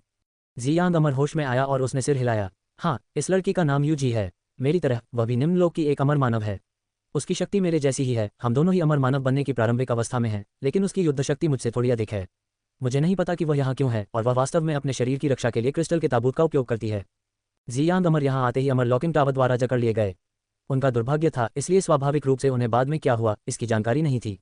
यूएजी अमर को क्रिस्टल ताबूत में क्यों बंद किया गया था ये भी अज्ञात था। क्रिस्टल का ताबूत कसकर बंद था, उस पर दर्जनों प्रतीक चिन्ह खुदे हुए थे, मानो वह सील बंद हो। सुचान किंग के चेहरे पर भी कुछ जिज्ञासा के भाव दिखाई दिए। वास्तव में क्रिस्टल के ताबूत में एक अमर प्राणी था, लेकिन मैं मालिक को इस ताबूत को खोलने की सलाह नहीं देता। मुझे संदेह है कि वह मरी नहीं है। हालांकि 10 लाख वर्षों के बाद उसकी ताकत काफी कम हो गई होगी। मुझे डर है कि उसका अधिकांश हिस्सा अभी भी बचा होगा। अगर इसे खोला गया तो मुझे डर है कि हम इससे निपट नहीं पाएंगे। जियांग अमर ने सुझाव दिया। बेशक उसे इस बात का भी डर था कि यूजी जाग जाएगी और उसे थप्पड़ मारकर जान से मार देगी। आखिरकार वह इतने वर्षों तक अमर लॉकिंग टावर में बंद रहा था और उसकी अपनी साधना शक्ति क्षीण हो गई थी और वह प्रतिद्वंद्वी के हमले का बिल्कुल भी सामना नहीं कर सकता था। सुचान किंग ने हल्के से सिर हिलाया। उन्हें ये बात स्वाभाविक रूप से पता थी। इन परिस्थितियों में वह ताबूत को आसानी से नहीं खोलेगा। अगर वह किसी ऐसे भयानक भय को प्रकट कर दे जिससे वह निपट न सके तो उसके पास रोने के लिए कोई जगह नहीं बचेगी। उसने अंदर शांति से लेटी हुई अमर स्त्री को देखा और उसके मन में उसके बारे में कोई विचार नहीं था। उच्च कोटि के अमर व्यक्ति ने अभी भी ऐसा करने की हिम्मत नहीं की। हालांकि उसने अपनी ठुड्डी को छुआ और मन ही मन सोचा, हालांकि फिलहाल यह अमर महिला मेरे किसी काम की नहीं है, लेकिन अगर मैं उसकी बलि दे दूं तो मुझे बहुत सारे लाभ मिल सकते हैं। आखिरकार यह अमर है और अभी भी जीवित है। अगर आप इसका बलिदान करते हैं तो निश्चित रूप से बहुत सारे लाभ होंगे। हालांकि सुचान किंग ने अभी अभी अमर लॉकिंग टावर की आत्मा का बलिदान किया है। यदि आप इस महिला परी का बलिदान करना चाहते हैं तो आपको 1 महीने बाद तक प्रतीक्षा करनी होगी। सुचान किंग ने कुछ देर सोचा और फिर इस परी को पहले सुरक्षित स्थान पर रखने का फैसला किया। अगर 1 महीने के भीतर कोई खोज नहीं हुई तो वह उसे बलि चढ़ा देगा। वैसे भी इसमें कोई नुकसान नहीं है। ये सोचते हुए सुचान किंग ने सीधे अमर लॉकिंग टावर को खोल दिया और मून स्टॉपिंग फीमेल फेरी को सुरक्षा के लिए अमर लॉकिंग टावर की 9वीं मंजिल में खींच लिया। क्रिस्टल ताबूत और अमर लॉकिंग टावर की दोहरी सुरक्षा के साथ चंद्रमा को रोकने वाली महिला परी निश्चित रूप से बाहर नहीं आ पाएगी। इस तरह सुचान किंग को राहत मिली। चलिए और गहराई से छानबीन करते हैं, आगे कुछ खास जरूर मिलेगा। खलनायक महारानी, मैं अजय हूँ, अध्याय 180। उसके बाद सुचान किंग ने जियांग अमर को गुफा से बाहर निकाला। ये देखकर गुफा के बाहर पहरा दे रहे हे शुई जेनरेन और युआनजिया ने सिर झुकाया। चलिए गहराई में जाकर देखते हैं। हाँ, स्वाभाविक रूप से दोनों ने संकोच करने की हिम्मत नहीं की। हालांकि उन्हें नहीं पता था कि सुचान किंग और जियांग अमर ने गुफा में क्या किया था और वह महिला का शव क्या था, फिर भी उन्होंने चुपचाप कुछ नहीं पूछा। आखिरकार ये वह सवाल नहीं था जो उन्हें पूछना चाहिए था। कुछ ही समय बाद कई लोग यहाँ से चले गए और आगे बढ़ते हुए और भी गहराई में चले गए। आकाश गहरा और बेहद काला था और उस अंधेरे में थोड़ी धुंध छाई हुई थी। इसी क्षण पास ही में एक भयानक विस्फोट की आवाज सुनाई दी, मानो कोई युद्ध जारी हो। हे पवित्र पुत्र, 100 मील आगे एक युद्ध होने वाला है और उसका पैमाना छोटा नहीं है। हे शुई जेनरेन की आध्यात्मिक इंद्रिय तीव्र थी और उसने तुरंत आगे की हलचल को भांप लिया। सूचांग किंग ने भी स्वाभाविक रूप से इसे नोटिस किया। जाकर देख लो। सूचांग किंग को युद्ध में एक जानी पहचानी सी सांस महसूस हुई, लेकिन वह थोड़ा अनिश्चित था, इसलिए उसने अपनी गति तेज कर दी और बाकी लोग भी जल्दी से उसके पीछे पीछे चलने लगे। उनके लिए 100 मील की दूरी महज कुछ सांसों के बराबर थी। Dot dot dot dot dot dot dot dot. हे मानव स्त्री, अपने हाथ में मौजूद विरासत की Z पर्ची जल्दी से मुझे सौंप दो और मैं तुम्हारी जान बख्श दूंगा। राक्षस जाति के शिखर पर स्थित एक बूढ़े व्यक्ति ने अपने होंठ चाटे और लालच से कहा। हे अमर की विरासत में मिली Z पर्ची इतनी कीमती चीज तुम्हारे पास नहीं हो सकती, इसे जल्दी से मुझे सौंप दो वरना मैं तुम्हारी चेतना को निगल जाऊंगा। बुरा नहीं, जल्दी से सौंप दो। उद्धरण चिन्ह dot dot dot dot dot dot dot उद्धरण चिन्ह। सैकड़ों सर्वोच्च योद्धाओं ने महिला साधिका को घेर लिया। इन सभी जातियों के योद्धाओं के अलावा कुछ ही दूरी पर मृत शरीर से परिवर्तित सैकड़ों शव भी मौजूद थे। ये सभी शव युद्ध में शहीद हुए योद्धाओं के थे। यहाँ के घोर सन्नाटे के कारण अंततः उनका आकार बन गया। ये सैकड़ों शव सर्वोच्च योद्धाओं के थे। जाहिर है उस महिला साधिका के पास कुछ ऐसा था जिसकी ये लाशें रक्षा कर रही थीं। वास्तव में महिला साधिका ने लाल रंग की पोशाक पहनी हुई थी, उसके चारों ओर जलती हुई लौ थी और उसके पूरे शरीर पर एक भयानक आभा फैली हुई थी। उसके होंठों के कोने हल्के से उठे हुए थे जिससे एक सुंदर चाप बन रहा था। उसका सुंदर चेहरा स्वाभाविक लग रहा था और उसकी आंखें चमकीले तारों की तरह चमक रही थीं। जैसे ही आवाज धीमी हुई, अचानक उसके पीछे एक तेज रोशनी दिखाई दी और उसके पीछे एक अग्नि फीनिक्स की आकृति प्रकट हुई। Phoenix falls. अगले ही पल उसके पीछे अनगिनत अग्नि फीनिक्स प्रकट हुए। उसकी खूबसूरत आंखें सिकुड़ गईं और फिर उसके पीछे अनगिनत अग्नि फीनिक्स पागलों की तरह गिरने लगे। स्विश। उद्धरण चिन्ह अल्पविराम अल्पविराम अल्पविराम उद्धरण चिन्ह। उसके पीछे मौजूद अनगिनत अग्नि फीनिक्स लगभग अंधाधुंध हमला कर रहे थे। चाहे वह 10,000 जातियों के योद्धा हो या मृत शरीर, वे सभी हमले की सीमा में थे। अच्छा नहीं है। पल भर में एक योद्धा का चेहरा बदल गया, उसकी आंखों में भय झलक रहा था। इस हमले की शक्ति बहुत ही भयावह थी और हमले का दायरा बहुत बड़ा था। लगभग कई मील के दायरे में आने वाली हर चीज हमले की सीमा में थी। विशेषकर वे योद्धा जिनकी साधना शक्ति कमजोर थी, उनके चेहरे बेहद बदसूरत थे और उन्होंने प्रतिरोध करने के लिए अपनी शारीरिक सुरक्षा ऊर्जा को बढ़ाया। बूम। अचानक लगातार गरज और विस्फोटों की आवाजें सुनाई देने लगीं। जैसे ही धुआं छटा, ये देखा गया कि मैदान में कई योद्धा मारे गए और घायल हो गए। यहाँ तक कि सर्वोच्च क्षेत्र के शीर्ष योद्धा भी धूल से सने हुए थे और कुछ बचने में असमर्थ रहे और गंभीर रूप से घायल हो गए। लेकिन महिला साधिका को देखती हुई उन सभी की निगाहें और भी अधिक तीव्र थीं। विरासत। इस व्यक्ति को निश्चित रूप से विरासत में संपत्ति मिली है। डरिए मत सब लोग, उसके शरीर में बची हुई असली ऊर्जा ज्यादा देर तक नहीं टिकेगी। अगर हम उसे हरा देते हैं तो अमरता की विरासत हमारी होगी। अगर मुझे अमरता का वरदान मिल जाए तो पूरे त्यानवु महाद्वीप को एकजुट करना कोई सपना नहीं रहेगा। बकवास। अमरता का ये वरदान मेरे देववंश का है, तुम जैसे नीच जाति के लोग इसके हकदार कैसे हो सकते हो। उद्धरण चिन्ह अल्पविराम अल्पविराम अल्पविराम अल्पविराम उद्धरण चिन्ह। उद्धरण चिन्ह अल्पविराम अल्पविराम उद्धरण चिन्ह। पलक झपकते ही अनगिनत योद्धाओं की आंखें लाल हो गईं और वे महिला साधिका की दिशा में दौड़ पड़े। यद्यपि उसने अभी अभी उस चाल से कई योद्धाओं को मार गिराया, फिर भी वहां बहुत सारे योद्धा मौजूद थे और उनकी साधना भी कमजोर नहीं थी। भले ही वह शक्तिशाली थी, फिर भी वह केवल सर्वोच्च स्तर पर ही थी। उसके शरीर की वास्तविक ऊर्जा सीमित थी। वह गुप्त क्षेत्र से बंधी हुई थी और संघ क्षेत्र को पार नहीं कर सकती थी। धत्तेरी की, क्या आप विरासत पाना चाहते हैं? सपने देखते रहिए। उसका चेहरा कठोर था, उसने ठंडी सांस ली और उसकी आंखों में हत्या का इरादा साफ झलक रहा था। वह अपने हाथ में मौजूद अमर विरासत को तब तक कभी स्वीकार नहीं करेगी जब तक उसकी मृत्यु न हो जाए।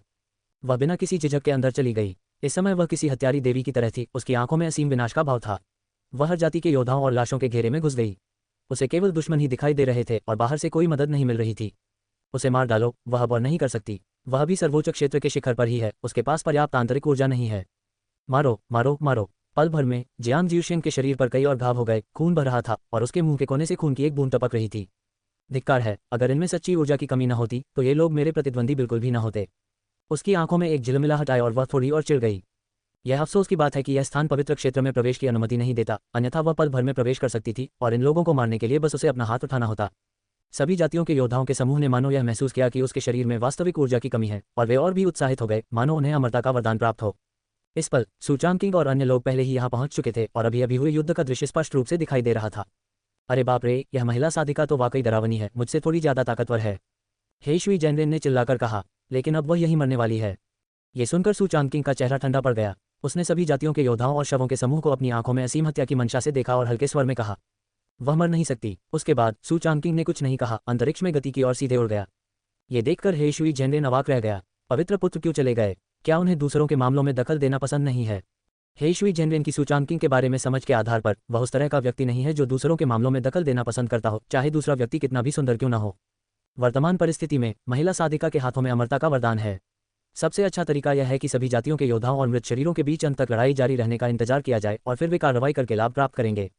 लेकिन सूचांग किंग की त्वरित कार्रवाई उसके चरित्र के अनुरूप नहीं है। हे शुई जैनरेन के बोलने के बाद उनके बगल में खड़े युआनजिया ने अपनी आंखें ऊपर उठाईं और भावहीन होकर कहा, अंदाजा लगाओ कि वह महिला किसान कौन है। हे शुई जैनरेन स्तब्ध रह गए। मुझे नहीं पता, वह लंबे समय से प्रसिद्ध हैं, इसलिए स्वाभाविक रूप से वह इस युवा जूनियर को नहीं जानते होंगे। उसका नाम जियांग जियुशिंग है, जो मेरे ताइशुआन संप्रदाय के लिंग्युन शिखर की परिगु की सबसे बड़ी शिष्या और पवित्र पुत्र की सबसे बड़ी बहन है। हे शुई जैनरेन, लानत है, ये सुनना है, पूरी तरह से सुनना। हे शुई जैनरेन की खोपड़ी थोड़ी सुनना है। क्या उसने अभी अभी कहा कि जियांग जियुशिंग की मौत हो गई है? और सू चांगकिंग के सामने, लानत है, धिक्कार है, बूढ़े युआन, तुमने यह बात पहले क्यों नहीं कही?